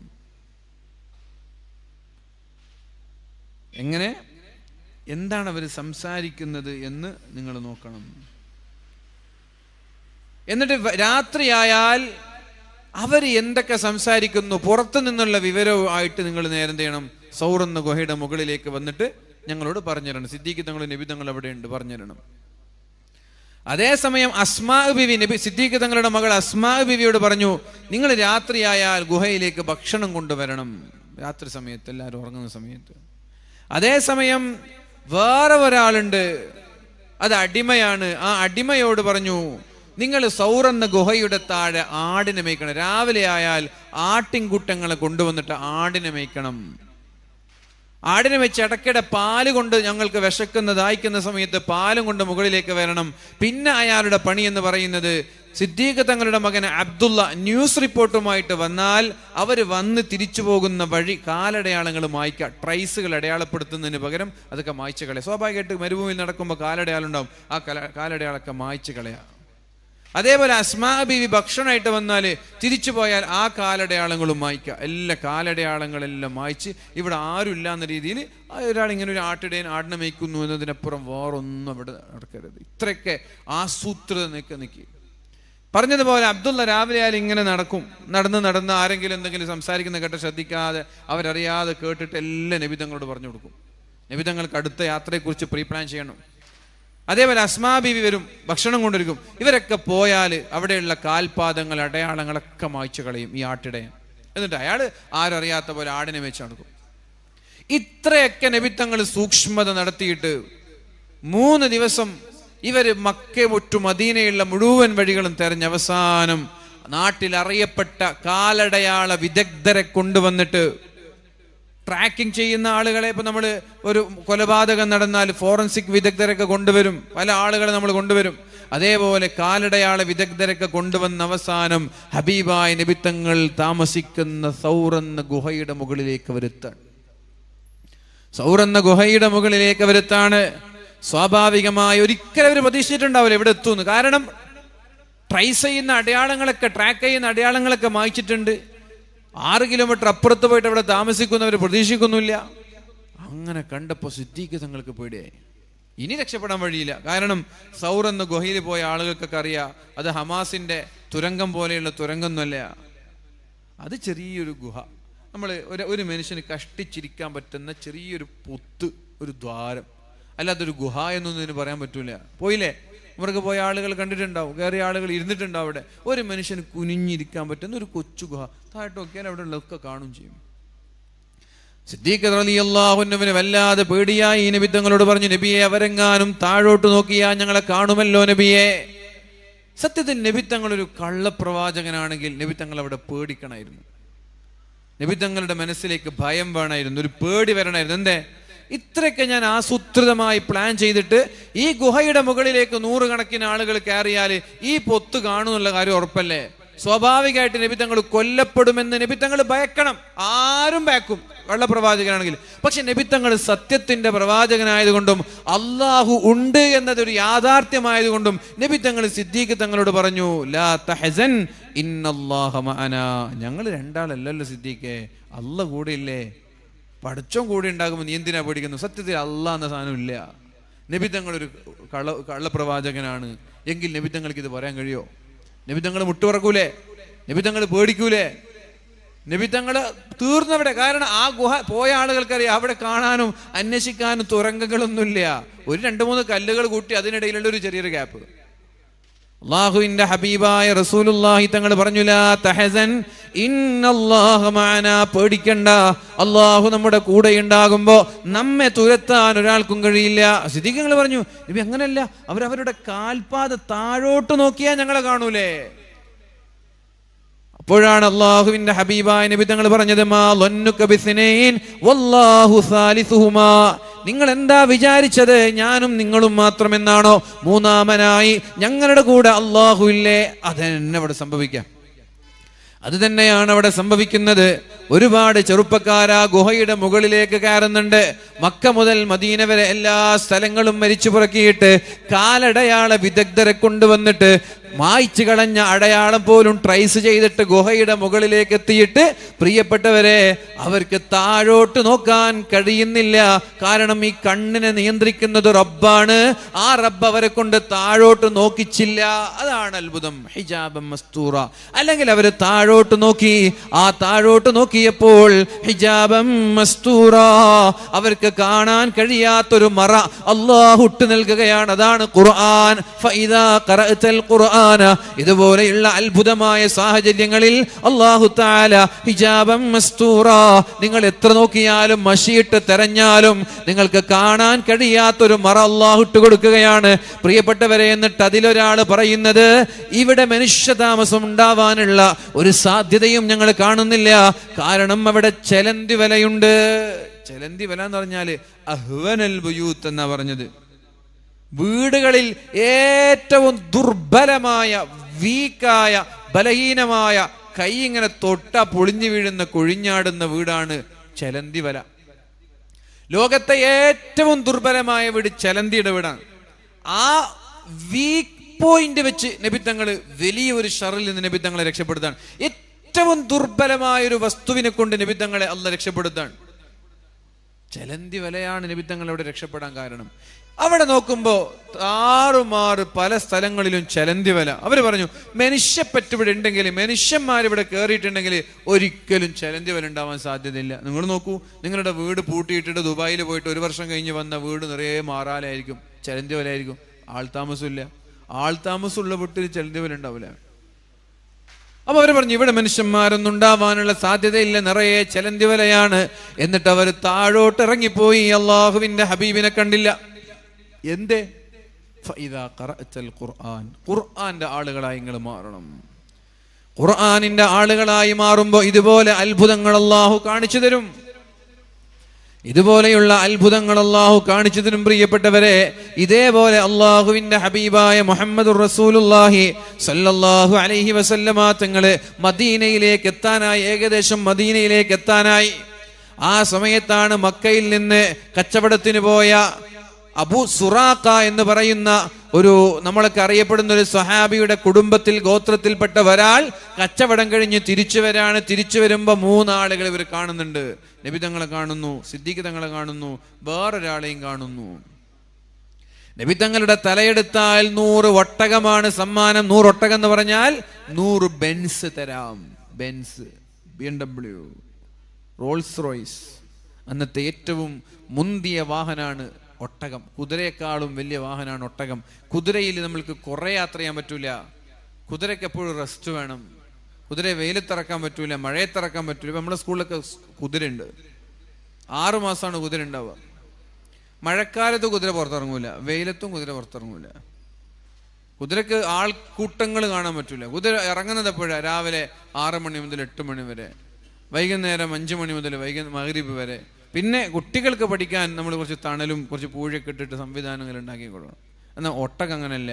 മരുഭൂമിയിൽ ഒരാഴ്ച തുടർച്ചയായി യാത്ര ചെയ്യും. വെള്ളം വേണ്ട, ഭക്ഷണം വേണ്ട, ഒന്നും വേണ്ട. ഇങ്ങനെയാണ് ഒട്ടകം. അപ്പൊ അന്നത്തെ ഏറ്റവും മുന്തിയ വാഹനം നമ്മുടെ റോൾസ് റോയ്സ് ആണ് ഒട്ടകം. 100 റോൾസ് റോയ്സ് തരാം ഒരു തലയെടുത്താൽ. എല്ലാവർക്കും ആഗ്രഹം ഉണ്ടാവില്ലേ 100 റോൾസ് റോയ്സ് കിട്ടാൻ? ഇവിടെ 10,000 രൂപയ്ക്കും 2,000 രൂപയ്ക്കൊക്കെ തലയെടുക്കുന്ന കാലം. അതിൻ്റെ ഇടയിലാണ് 100 റോൾസ് റോയ്സ്. അപ്പോ ഇയാളിത് കാണുന്നുണ്ട്. ഇയാൾ നേരെ മക്കയിൽ വന്നിട്ട് കുടുംബക്കാരൊക്കെ വിളിച്ചൊരു യാത്രാ വിവരണം നടത്താൻ. അതിൽ സുറാഖയുണ്ട്, അതുപോലെ ചെറുപ്പക്കാരായ പലരുണ്ട്. യാത്രാ വിവരണം നടത്തുന്നതിനിടയിൽ ഇയാൾ പറഞ്ഞു, ഞാൻ വരുന്ന വഴിയിൽ 3 ആളുകൾ മദീനയിലേക്ക് പോകുന്നതായിട്ട് ഞാൻ കണ്ടിട്ടുണ്ട്. അത് മുഹമ്മദും സിദ്ദീഖും പിന്നെ മറ്റാൾ വഴികാട്ടുന്ന ആളാവാൻ സാധ്യതയുണ്ട്. അവർ ഇന്നാലിന്ന സ്ഥലത്താണ് എത്തിയിട്ടുള്ളത് എന്ന് ഈ മക്കക്കാരോട് പറയുന്നുണ്ട്, ഈ ഗോത്രത്തോട് പറയുന്നുണ്ട്. അപ്പൊ സുറാഖ എണീറ്റിട്ട് പറഞ്ഞു, അത് മുഹമ്മദ് ആവാനുള്ള സാധ്യത ഒന്നുമില്ല. അത് ഇന്നലെ ഇവിടെ നിന്ന് ഒരു ടീം യാത്ര ചെയ്തിരുന്നു, അവരാവാനാണ് സാധ്യത. ആ വഴിയൊക്കെ ഞാൻ എപ്പോഴോ അരിച്ചു പെറുക്കി വന്നതാണ്, മുഹമ്മദ് ആവാനുള്ള സാധ്യത ഒന്നുമില്ല എന്ന് പറഞ്ഞു. അയാളെ നിരുത്സാഹപ്പെടുത്തി സുറാഖ. എന്നിട്ട് അവിടെ കുറെ നേരം ഇരുന്നു, കുറെ സമയം അവിടെ ഇരുന്നു. എന്നിട്ട് എല്ലാവരും പിരിഞ്ഞപ്പോ സുറാഖ മെല്ലെ തന്റെ കുതിര എടുത്തിട്ട് ഇദ്ദേഹം പറഞ്ഞ സ്ഥലം ലക്ഷ്യമാക്കി ഓടാണ്, നബി തങ്ങളെ വധിക്കാൻ വേണ്ടിയിട്ട്. സുറാഖയ്ക്ക് അറിഞ്ഞു ഇത് നബിയാണ്. സുറാഖയ്ക്ക് ഇത് നബി തങ്ങളാണെന്ന് അറിയാം. ഇത് എല്ലാരും കൂടി അറിഞ്ഞാൽ റോൾസ് റോയ്സ് വീതം വെക്കണം. 10 ആള് വന്നാൽ 10 ആൾക്ക് ഓരോരാൾക്ക് 10 കിട്ടുക. ഞാൻ ഒറ്റക്ക് പോയിട്ട് കൊന്നാൽ എനിക്ക് 100 റോൾസ് റോയ്സ് കിട്ടും, 100 ഒട്ടകം കിട്ടും. അതുകൊണ്ട് വേറെ ആരും ഇത് അറിയണ്ട, ഞാൻ മാത്രം അറിഞ്ഞാൽ മതി. അവരുടെയൊക്കെ കണ്ണ് ശ്രദ്ധിക്കാതെ അവരുടെ അശ്രദ്ധമായ സമയത്ത് കുതിര എടുത്തിട്ട് നല്ല കുതിര സവാരി ചെയ്യുന്ന ആളാണ്. പറന്നുപോയി നബി തങ്ങളെ പിടിക്കാൻ. അങ്ങനെ പറന്ന് അല്ലാഹുവിന്റെ ഹബീബിനെ കാണാൻ തുടങ്ങി. നബി തങ്ങളെ കാണാൻ തുടങ്ങിയപ്പോ നല്ലൊരു അമ്പെയ്ത്തുകാരനാണ് സുറാഖ. അമ്പെടുത്തിട്ട് അള്ളാഹുവിന്റെ ഹബീബിനെ ലക്ഷ്യം വെച്ചെറിഞ്ഞു. ഒരു അമ്പ് മർമ്മത്തിൽ കൊണ്ടാ തീർന്നു. അത്രയുള്ള മനുഷ്യൻ ഒരമ്പ് മർമ്മത്തിൽ കൊണ്ടാ തീർന്നു. അങ്ങനെ അള്ളാഹുവിന്റെ ഹബീബായ നബി തങ്ങളെ ലക്ഷ്യം വെച്ച് അമ്പെയ്യാൻ വേണ്ടി അമ്പും വില്ലുമെടുത്ത് ലക്ഷ്യം വെച്ചപ്പോ പ്രിയപ്പെട്ടവരെ, സുറാഖയുടെ കുതിരയുടെ കാൽപാദങ്ങൾ ഭൂമിയിലേക്ക് താഴ്ന്നുപോയി. ലക്ഷ്യം തെറ്റി.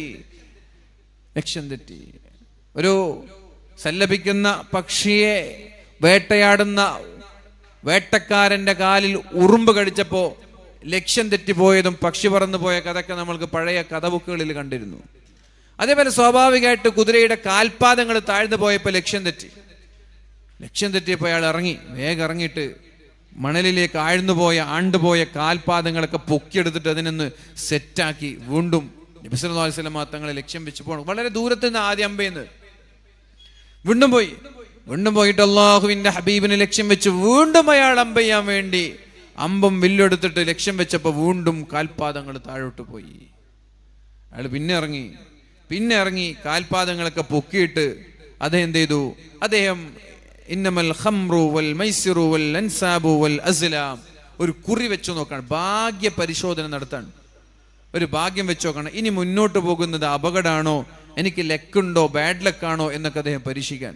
അങ്ങനെ പരീക്ഷിച്ച് അമ്പും വില്ലും കൊണ്ട് ഭാഗ്യം നോക്കിയപ്പോൾ, ഭാഗ്യ പരിശോധന നടത്തിയപ്പോൾ അയാൾക്ക് അയാളുടെ കുറി കൊടുത്ത റിസൾട്ട് മുന്നോട്ട് പോകരുത്, അപകടമാണ്, നിനക്ക് ഭാഗ്യമില്ല എന്നാ പറഞ്ഞത്.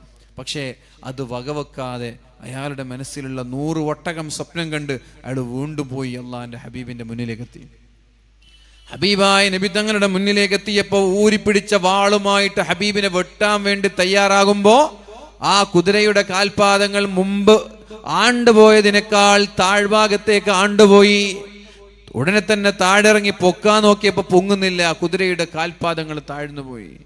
ഇതേ സുറാഖ് പറയുന്നുണ്ട്, ഞാൻ അള്ളാഹുവിന്റെ ഹബീബായ നബി തങ്ങളെ കാണുമ്പോ റസൂലുള്ളാഹി സ്വല്ലല്ലാഹു അലൈഹി വസല്ലമ തങ്ങള് ഖുർആൻ ഓതുന്ന ശബ്ദം എനിക്ക് കേൾക്കാമായിരുന്നു. സിദ്ദീഖ് തങ്ങൾ നബി തങ്ങൾ ഇങ്ങനെ പ്രൊട്ടക്ട് ചെയ്ത് പോവാണ്. വലത് ഭാഗത്തും ഇടത് ഭാഗത്തും മുൻഭാഗത്തും പിൻഭാഗത്തൊക്കെയായി അള്ളാഹുവിന്റെ ഹബീബിന് ഇങ്ങനെ റൗണ്ട് ചെയ്ത് സൂര്യനും ചന്ദ്രനൊക്കെ കറങ്ങുന്നത് പോലെ, ഭൂമി കറങ്ങുന്നത് പോലെ ഇങ്ങനെ അള്ളാഹുവിന്റെ ഹബീബായ നബി തങ്ങളെ വലയം വെച്ച് സിദ്ദീഖ് തങ്ങൾ പോകുന്നു. അള്ളാഹുവിന്റെ ഹബീബ് ചുണ്ടിങ്ങനെ മന്ത്രിക്കുന്നു. ഖുർആൻ ഓതുന്ന ശബ്ദം വരെ എനിക്ക് കേൾക്കാമായിരുന്നു. അള്ളാഹുവിന്റെ ഹബീബിന് സുറാഖയെ കിട്ടി. സുറാഖ നബി തങ്ങളോട് പറഞ്ഞു, നബിയെ, എന്റെ ഭാഗത്ത് തെറ്റുപറ്റി എനിക്ക് മാപ്പ് തരണം, ഞാൻ തിരിച്ചു പോയിക്കോളാം. കുതിരയുടെ കാല് മേലോട്ട് പൊങ്ങുന്നില്ല. അള്ളാഹുവിന്റെ ഹബീബായ റസൂലുള്ളാഹി സ്വല്ലല്ലാഹു അലൈഹി വസല്ലം തങ്ങളോട് പറഞ്ഞു, നിങ്ങളൊന്ന് ശരിയാക്കി തരണം, ഇനി ഞാൻ നിങ്ങളെ ആക്രമിക്കൂല. അപ്പോഴാണ് നബി തങ്ങൾ പറയുന്നത്, നീ ഒരു കാര്യം ചെയ്യണം, ഇനി മേലാൽ ഒരാൾ എന്നെ തേടി ഈ വഴിയിലേക്ക് വരാൻ പാടില്ല.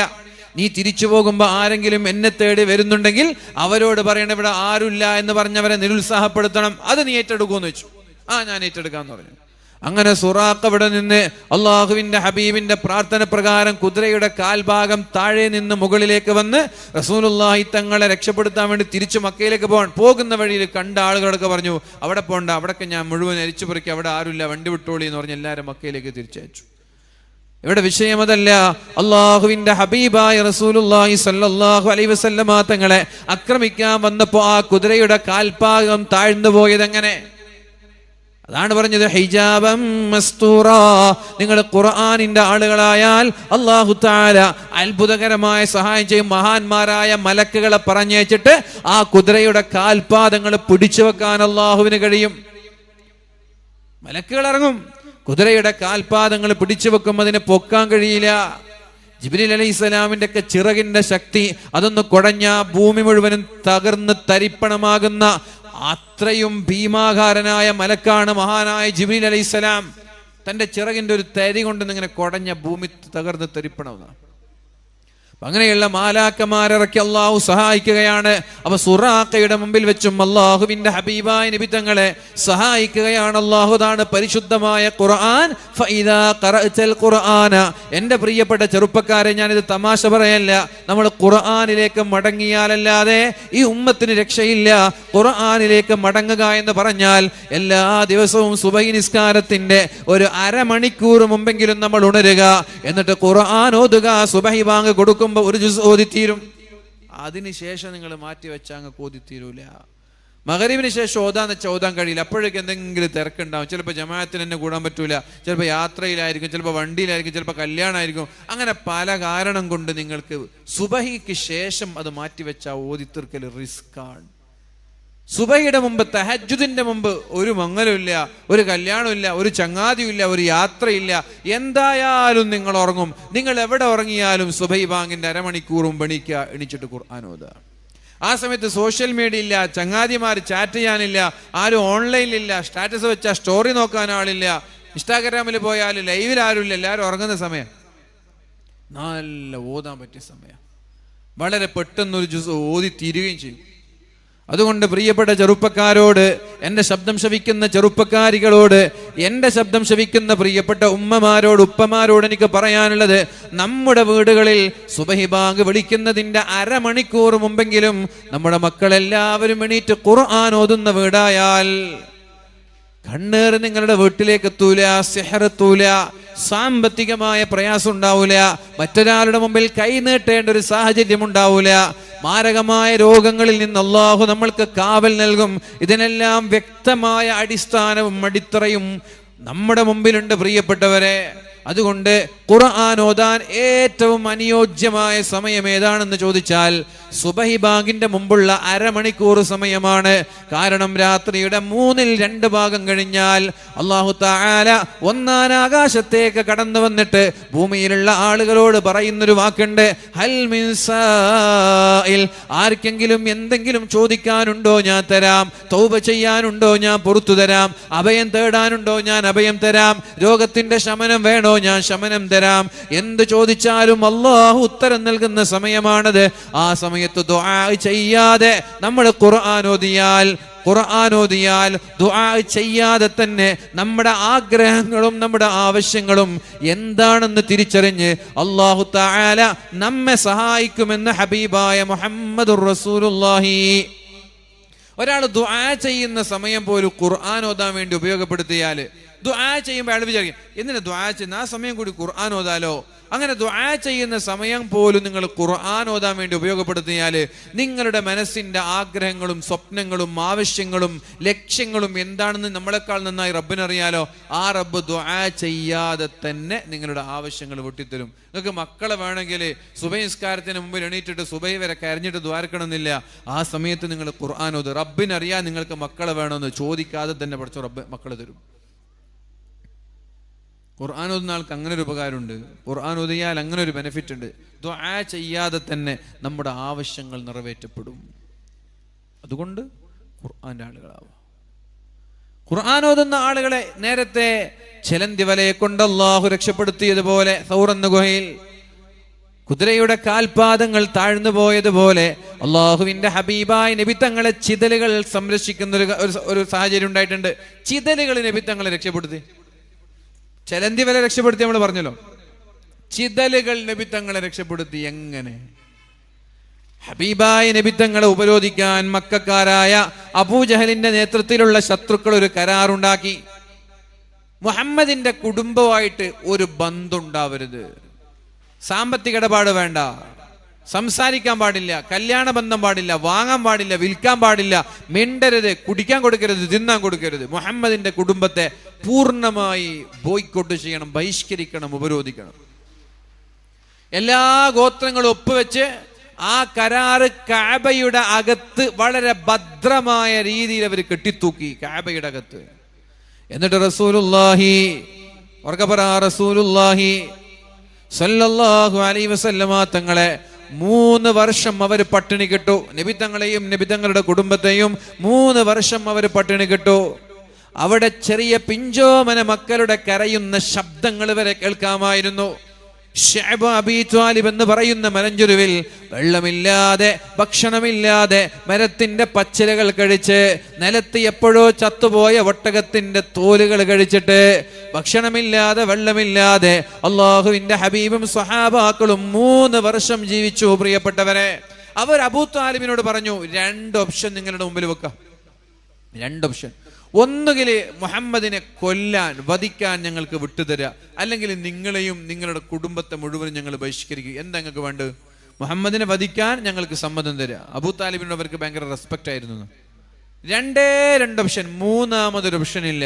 ഒന്നുകിൽ മുഹമ്മദിനെ ഞങ്ങൾക്ക് വിട്ടുതരാം, ഞങ്ങൾ കൊല്ലും, അല്ലെങ്കിൽ നിങ്ങളെയും നിങ്ങളുടെ കുടുംബത്തെയും ഞങ്ങൾ ബഹിഷ്കരിക്കും, മിണ്ടൂല, സംസാരിക്കൂല. ഇത് പറഞ്ഞപ്പോൾ അബൂ ത്വാലിബ് പറഞ്ഞു, എന്നാൽ നിങ്ങൾ ഞങ്ങളെ ബഹിഷ്കരിച്ചോളി, മുഹമ്മദിനെ കൊല്ലാൻ ഞാൻ വിട്ടരൂല എന്ന് പറഞ്ഞു. ആ തീരുമാനം പാസ്സായി. അങ്ങനെ അവർ ആ കരാറ് കഅബയുടെ അകത്ത് കൊണ്ടുപോയി കെട്ടിത്തൂക്കി. ഉടനെ തന്നെ അബൂ താലിബ് കുടുംബക്കാരെല്ലാം വിളിച്ചു പറഞ്ഞു, ഇനി ഞങ്ങൾ ഇവിടെ നിന്നിട്ട് നമുക്ക് ജീവിക്കാൻ കഴിയില്ല. ഇപ്പൊ പൂച്ചക്കാട് എന്ന് പറയുന്ന ഈ നാടിൽ ഒരു കുടുംബത്തെ നാട്ടുകാരൊക്കെ ബഹിഷ്കരിക്കണം. കല്യാണത്തിന് പോകരുത്, വീട്ടിലേക്ക് ഒരു സൽക്കാരത്തിന് പോകരുത്, കണ്ടാമുണ്ടരുത്, പള്ളിയിൽ കയറ്റരുത്, വെള്ളം കൊടുക്കരുത്, ചോറ് കൊടുക്കരുത് എന്ന് പറഞ്ഞാൽ ഈ കുടുംബത്തിനോട് ജീവിക്കാൻ പറ്റുമോ? പിന്നെന്താണ്? വേഗം വണ്ടിയും പെട്ടിയും കിതാബ് എടുക്കാം, മംഗലാപുരത്ത് എവിടെ പോയി താമസിക്കാം.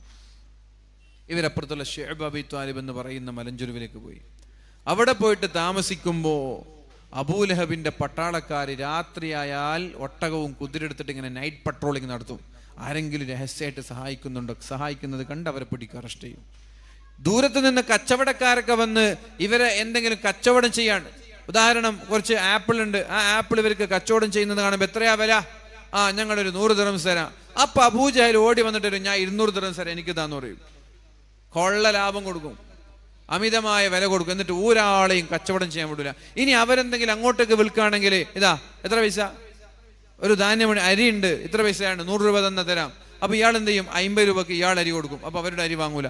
അങ്ങനെ എല്ലാ രീതിയിലും നബിത്തങ്ങളെയും സ്വഹാബാക്കളെയും മുസ്ലിമീങ്ങളെയും നബിത്തങ്ങളുടെ കുടുംബത്തെയും പൊറുതി മുട്ടിച്ച അവസാനം ഖദീജ ബിവി രോഗിയാകുന്നതും മരണത്തിന് കാരണമാകുന്നതൊക്കെ അഷൈബ ബി ത്വാലിബ. പട്ടിണി കിടന്ന് മരത്തിന്റെ മുകളിൽ കയറി പച്ചയായ ഇലകൾ കഴിച്ചിട്ട് ആടുകൾ കാഷ്ടിക്കുന്നത് പോലെ അള്ളാന്റെ ഹബീബിന്റെ സ്വഹാബാക്കളും കുടുംബക്കാരും കാഷ്ടിച്ചു എന്ന് ചരിത്രത്തിൽ കാണാൻ കഴിയും. സഅദ് ബിൻ അബി വഖാസ് റളിയല്ലാഹു അൻഹു ആണെന്ന് എനിക്ക് തോന്നുന്നു. രാത്രി ഉറക്കം വരുന്നില്ല, വിശന്നിട്ട് ഉറക്കിൽ നിന്ന് എണീറ്റ് പോയി. മൂത്രമൊഴിക്കുമ്പോ ഇങ്ങനെ ഉണങ്ങിയ ഇലയിലേക്ക് വെള്ളം വീഴുമ്പോഴൊരു ശബ്ദം, പ്ലാസ്റ്റിക്കിലേക്കൊക്കെ വെള്ളം വീഴുമ്പോഴൊരു ശബ്ദം പോലെ കേട്ടു. വെളിച്ചം കൊണ്ടുവന്ന് നോക്കുമ്പോൾ എപ്പോഴോ ചത്തുപോയ ഒട്ടകം, ആ ഒട്ടകത്തിന്റെ തോല് കൊണ്ടുപോയി, താൻ മൂത്രമൊഴിച്ച ഒട്ടകത്തിന്റെ മാസങ്ങൾക്ക് മുമ്പ് ചത്തുപോയ അല്ലെങ്കിൽ വർഷങ്ങൾക്ക് മുമ്പ് ചത്തുപോയ തോലെടുത്തിട്ട് ആ തോല് തന്റെ ടെന്റിലേക്ക് കൊണ്ടുവന്നിട്ട് വെള്ളത്തിലിട്ട് നന്നായിട്ട് കഴുകി അതിനെ തെളിപ്പിച്ചിട്ട് ദിവസങ്ങളോളം തിന്നു വിശപ്പ് മാറ്റാൻ. ഈ ഒരു ഉപരോധം നബിത്തങ്ങളുടെ ജീവിതത്തിൽ ഏറ്റവും പ്രയാസം നിറഞ്ഞ ദിവസങ്ങളിൽ പാവപ്പെട്ട പിഞ്ചോമന മക്കളുടെ ആ പൊട്ടിക്കരയിലും ആർത്തനാദമൊക്കെ കേട്ടിട്ട് ഈ മക്കയിലുള്ള മുശ്രിക്കീങ്ങൾക്ക് പോലും വേദന ഉണ്ടായിട്ടുണ്ട്. പക്ഷേ അബൂജഹലിനെ പേടിച്ച് ആരൊന്നും മിണ്ടിയില്ല. അങ്ങനെ ഇരിക്കെ 3 വർഷം കഴിഞ്ഞു. അപ്പോൾ ഒരിക്കൽ നബിത്തങ്ങള് അബൂ താലിബിനെ വിളിച്ച് പറഞ്ഞു, നമ്മുടെ കരാറ് പൊളിഞ്ഞിരിക്കുകയാണെന്ന് പറഞ്ഞു. അവരുടെ കരാറ് പൊട്ടിയിരിക്കാൻ, അത് പൊളിഞ്ഞിരിക്കാൻ. എങ്ങനെയെന്ന് വെച്ചു, കാബയുടെ അകത്ത് അവര് ഭദ്രമായി സൂക്ഷിച്ചു വെച്ച ആ കരാറിനെ ചെതല് തിന്നിട്ടുണ്ട്. അതുകൊണ്ട് ഇനി ആ കരാറില്ല, നമുക്ക് ഇവിടെ നിന്ന് രക്ഷപ്പെടണം എന്ന് പറഞ്ഞു. അബൂ താലിബ് വെച്ചു, ആരാ പറഞ്ഞ്? അള്ളാഹു പറഞ്ഞു. നിന്റെ റബ്ബ് പറഞ്ഞാണോ? നിനക്ക് വഹയി കിട്ടിയതാണോ എന്ന് അബൂ താലിബ് ചോദിച്ചു. അബൂ താലിബ് മുസ്ലിം അല്ല കേട്ടോ, മുസ്ലിം ആയിട്ടില്ല, മരിക്കുന്ന സമയത്ത് പോലും മുസ്ലിം ആയിട്ടില്ല. പക്ഷെ നബിത്തങ്ങൾ സത്യത്തിന്റെ പ്രവാചകനാണെന്ന് അബൂ താലിബിന് അറിയാം, മുസ്ലിം ആയിട്ടില്ല. നബിത്തങ്ങൾ മരിക്കുന്ന സമയത്ത് ആ കരഞ്ഞുകൊണ്ട് പറഞ്ഞു, ഒന്ന് മുസ്ലിം ആ, ഒന്ന് അഷ്ഹദു അല്ലാ ഇലാഹ ഇല്ലല്ലാഹ് പറ, ആഖിറത്ത് ഞാൻ നിങ്ങളെ രക്ഷപ്പെടുത്തും. എന്നിട്ട് പോലും മുസ്ലിം ആയിട്ടില്ല. അല്ല മില്ലത്തി അബ്ദുൽ മുത്തലിബിന്റെ പാതയിൽ ഞാൻ മരിക്കുന്നു എന്ന് പറഞ്ഞ് മരിച്ചുപോയി. അബൂ താലിബ് ചോദിക്കാണ്, നിന്റെ റബ്ബിന്റെ വഹയാണോ ഇതെന്ന് വെച്ചു. നബിത്തങ്ങൾ പറഞ്ഞു അതേ. എന്നാ ഞാൻ പോയിട്ട് അബൂജഹലിനോട് കൂട്ടരോട് പറയാം. അങ്ങനെ അബൂ താലിബ് നബിത്തങ്ങളുടെ വഹയിനെ വിശ്വസിച്ച് അവരുടെ അടുത്തേക്ക് പോയി. അവരൊക്കെ വലിയ സന്തോഷത്തോടെ കാത്തിരിക്കണം. എന്തിന്? ഇവരൊക്കെ ഉപരോധം കൊണ്ട് പ്രയാസപ്പെട്ടിട്ട് നബിത്തങ്ങളെ വധിക്കാൻ വേണ്ടി തരാമെന്നുള്ള ആ ആശ്വാസവാക്കുമായിട്ട് അബൂ താലിബ് വരായിരിക്കും എന്ന് പ്രതീക്ഷിച്ചിട്ട് വളരെ സന്തോഷത്തോടെ സ്വീകരിച്ചപ്പോൾ അബൂ താലിബ് പറഞ്ഞു, നമ്മുടെ കരാർ അവസാനിച്ചിരിക്കുകയാണ്. അതെങ്ങനെ അവസാനിക്കും? ആരാ പറഞ്ഞു?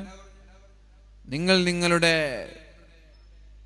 കരാറിനെ ചെതല് തിന്നിട്ടുണ്ട്. ആ കരാർ ഇപ്പൊ അവിടെ നിലവിലില്ല. എല്ലാവരും പൊട്ടിച്ചിരിച്ചു, എല്ലാവരും കളിയാക്കി. എന്താ നീ പറയുന്നതെന്ന് വെച്ചു. നിങ്ങൾ നോക്കിക്കോളൂ.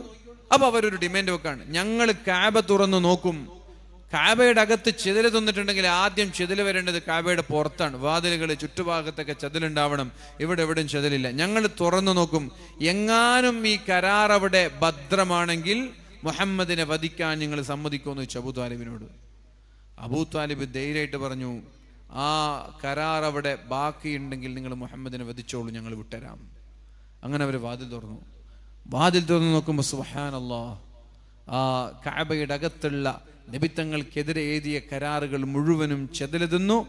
ബിസ്മില്ലാ എന്ന് പറഞ്ഞ അള്ളാഹുവിന്റെ നാമം മാത്രം ബാക്കി വെച്ചു, ബാക്കിയെല്ലാം ചെതലെതുന്ന് നശിപ്പിച്ചു. ഇതാണ് ഖുർആൻ കൊണ്ടുള്ള അത്ഭുതം എന്ന് പറയുന്നത്. ഇങ്ങനെ ഖുർആനിന്റെ ആളുകളായാൽ ചെതലുകൾ വരും നമ്മളെ സഹായിക്കാൻ. പ്രിയപ്പെട്ടവരെ, ചെതലുകൾ പോലും നമ്മളെ സഹായിക്കുന്ന സാഹചര്യം ഉണ്ടാകും. പക്ഷെ ഒന്നേ ഡിമാൻഡുള്ളൂ, നമ്മൾ ഖുർആനിന്റെ ആളുകളാവണം. ബദർ യുദ്ധത്തിലേക്ക് ഇറങ്ങിയപ്പോൾ ആയിരക്കണക്കിന് തലപ്പാവുധാരികളായ മാലാക്കമാരാണ് അള്ളാഹുവിന്റെ ഹബീബിനെ സഹായിക്കാൻ ഇറങ്ങിയത്. ഞാൻ അവസാനിപ്പിക്കാൻ റസൂലുള്ളാഹി സ്വല്ലല്ലാഹു അലൈഹി വസല്ലമ തങ്ങളോട് ഖുർആൻ പഠിപ്പിക്കാൻ 6 ആളുകളെ അയച്ചു തരണമെന്ന് പറഞ്ഞൊരു സംഘം നബി തങ്ങളെ സമീപിക്കുന്നുണ്ട്. ഖുർആൻ പഠിപ്പിച്ചു തരാൻ 6 ആളുകളെ അയക്കണം എന്ന് പറഞ്ഞിട്ട് ഒരു സംഘം, ഒരു ഗോത്രം അള്ളാഹിന്റെ ഹബീബിന്റെ അടുത്തേക്ക് വരുന്നുണ്ട്. ആ സമയത്ത് റസൂലുള്ളാഹി സ്വല്ലല്ലാഹു അലൈഹി വസല്ലമ തങ്ങള് 6 ആളുകളെ പറഞ്ഞേക്കുന്നുണ്ട്. അതിലൊരാളാണ് മഹാനായ ആസിം റളിയല്ലാഹു അൻഹു. ആ ആസിം റളിയല്ലാഹു അൻഹുവിനെ ഖുബൈബ് റളിയല്ലാഹു അൻഹുവിനെ എല്ലാം അവർ ബന്ദിയാക്കുന്നു. പകുതിയിൽ അവർ ചതിച്ചിട്ട് ഈ 6 ആളുകളെ കൊല്ലാൻ നോക്കിയപ്പോൾ 6 ആളുകൾ അവരോട് യുദ്ധം ചെയ്തു. അതിൽ 4 ആളുകൾ ഒന്ന് കൊല്ലപ്പെട്ടു. ബാക്കിയുള്ള 2 ആളുകൾ, അതിലൊരാള് മഹാനായ ആസിം റളിയല്ലാഹു അൻഹു. അതേപോലെ തന്നെ മഹാനായ ഖുബൈബ് റളിയല്ലാഹു അൻഹു 2 ആളുകളെ അറസ്റ്റ് ചെയ്തു. അതിൽ അറസ്റ്റ് ചെയ്ത ഒരാളാണ് ആസിം റളിയല്ലാഹു അൻഹു. ആസിം റളിയല്ലാഹു അൻഹുവിനെ കൊന്നിട്ട് ആസിം റളിയല്ലാഹു അൻഹുവിന്റെ തലയോട്ടി എടുത്തിട്ട് ആ തലയോട്ടിയിൽ കള്ളൊഴിച്ചു കുടിക്കണമെന്ന് മക്കയിലുള്ള ഒരു പെണ്ണ് നേർച്ചയാക്കി. കൊന്നിട്ട് മുഖം വികൃതമാക്കി തലയോട്ടിയിൽ നിന്ന് മാംസമൊക്കെ എടുത്തിട്ട് തലയോട്ടിയിൽ കള്ളൊഴിച്ചു കുടിക്കണമെന്ന് നേർച്ചയാക്കി. അങ്ങനെ മഹാനായ ആസിം റളിയല്ലാഹു അൻഹുവിനെ അതിൽ പ്ലാൻ ചെയ്തു അവര്. പക്ഷേ മഹാനായ ആസിം റളിയല്ലാഹു അൻഹുവിനെ അള്ളാഹുവിനോട് ദുആ ചെയ്ത്, പടച്ചോനെ ഇവരുടെ ശർറിൽ നിന്ന് നീ എന്നെ കാക്കണം, ഇവരുടെ കുതന്ത്രങ്ങളിൽ നിന്ന് എന്നെ കാക്കണമെന്ന്. എന്നാൽ മഹാനായ ആസിം റളിയല്ലാഹു അൻഹു കൊല്ലപ്പെടുമ്പോ കടന്നലുകളെ അള്ളാഹു പറഞ്ഞേക്കുകയാണ്. ഒരു ശത്രുവിന് പോലും ആസിം റളിയല്ലാഹു അൻഹുവിനെ സമീപിക്കാൻ കഴിഞ്ഞില്ല. പിന്നെ അവർ ആസിം റളിയല്ലാഹു അൻഹുവിന്റെ ഡെഡ് ബോഡി മയ്യിത്ത് അവർ കണ്ടതേയില്ല. ആസിം റളിയല്ലാഹു അൻഹു കൊന്നിട്ട് കഴുത്ത് മുഴുവനും മുറിച്ചെടുത്തിട്ട് അതിൽ നിന്ന് ഇറച്ചിയും കണ്ണൊക്കെ തോണ്ടി തലയോട്ടിയിൽ കള്ളു കുടിക്കാൻ നേർച്ചയാക്കിയ ആ സ്ത്രീകൾക്കും ആ ശത്രുക്കൾക്കും ആസിം റളിയല്ലാഹു അൻഹുവിനെ സമീപിക്കാൻ കഴിഞ്ഞില്ല. കടന്നൽ കൂട്ടങ്ങള് അള്ളാഹുവിന്റെ ചില ജീവികൾ വന്നിട്ട് പ്രൊട്ടക്ട് ചെയ്തു. പിന്നെ അവർക്ക് ആ മയ്യിത്ത് പോലും കാണാൻ കിട്ടിയില്ല. ഇദാ ഖറഅതൽ ഖുർആൻ ജഅൽനാ ബൈനക വബൈന الذين لا يؤمنون بالآخرة ഹിജാബൻ മസ്തൂറാ. നിങ്ങൾ ഖുർആനിന്റെ ആളുകളായാൽ സ്വന്തം വീട്ടിലുള്ള ചിലന്തികൾ പോലും നിങ്ങളെ രക്ഷപ്പെടുത്താൻ വരും, ചതലുകൾ നിങ്ങളെ രക്ഷപ്പെടുത്താൻ വരും, കടന്നലുകൾ നിങ്ങളെ രക്ഷപ്പെടുത്താൻ വരും, സ്വന്തം വീട്ടിലുള്ള നാൽക്കാലികൾ നിങ്ങളെ രക്ഷപ്പെടുത്താൻ വരും. നിങ്ങൾക്ക് തടസ്സമായി ഒരാളുണ്ടാവില്ല. ലോകത്തുള്ള എല്ലാം നിങ്ങളുടെ സുരക്ഷയ്ക്കുണ്ടാകും. പക്ഷെ നിങ്ങൾ ഖുർആനിന്റെ ആളുകളാവണം. ഇത്രേ അല്ലാഹ് പറയുന്നുള്ളൂ. ഖുർആൻ നെഞ്ചിലേറ്റുന്നവരാകണം നിങ്ങൾ. രാത്രി ഉറങ്ങാൻ കിടക്കുമ്പോ സൂറത്തുൽ ഇഖ്ലാസ് 3 തവണ ഖുൽ അഊദു ബിറബ്ബിൽ ഫലഖും ഖുൽ അഊദു ബിറബ്ബിൻ നാസും ശരീരത്തിലേക്ക് ഓതി 3 തവണ ശരീരമാസകലം തടവിയാൽ മാരകമായ ഒരസുഖവും നിങ്ങൾക്കുണ്ടാവൂല എന്ന് മുഹമ്മദുർ റസൂലുള്ളാഹ്.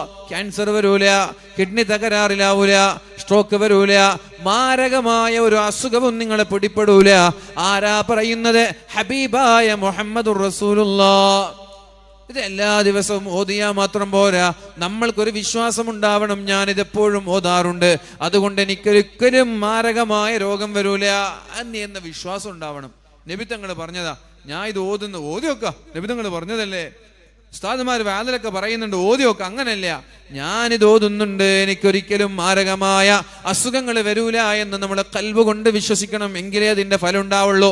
അവസാനമായി ഞാൻ പറയട്ടെ, മഹാനായ അബ്ദുല്ലാഹ് ഇബ്നു മസ്ഊദ് തങ്ങൾ പറഞ്ഞതുപോലെ, അബ്ദുല്ലാഹ് ഇബ്നു മസ്ഊദ് തങ്ങൾ വഫാത്തിനോടടുക്കുന്ന സമയത്ത് അദ്ദേഹത്തിന്റെ സുഹൃത്തുക്കൾ അദ്ദേഹത്തെ സമീപിക്കാൻ വേണ്ടി സമീപത്ത് പോയിട്ട് അദ്ദേഹത്തോട് പറയുന്നുണ്ട്, അബ്ദുല്ലാഹ് ഇബ്നു മസ്ഊദ് എന്നവരെ, നിങ്ങൾക്ക് 2 പെൺമക്കളല്ലേ ഉള്ളത്? നിങ്ങൾ മരിച്ചു പോയാൽ അനന്തരാവകാശമായൊരു സ്വത്ത് പോലും നിങ്ങളുടെ കയ്യിലില്ല. നിങ്ങൾ ദരിദ്രനാ.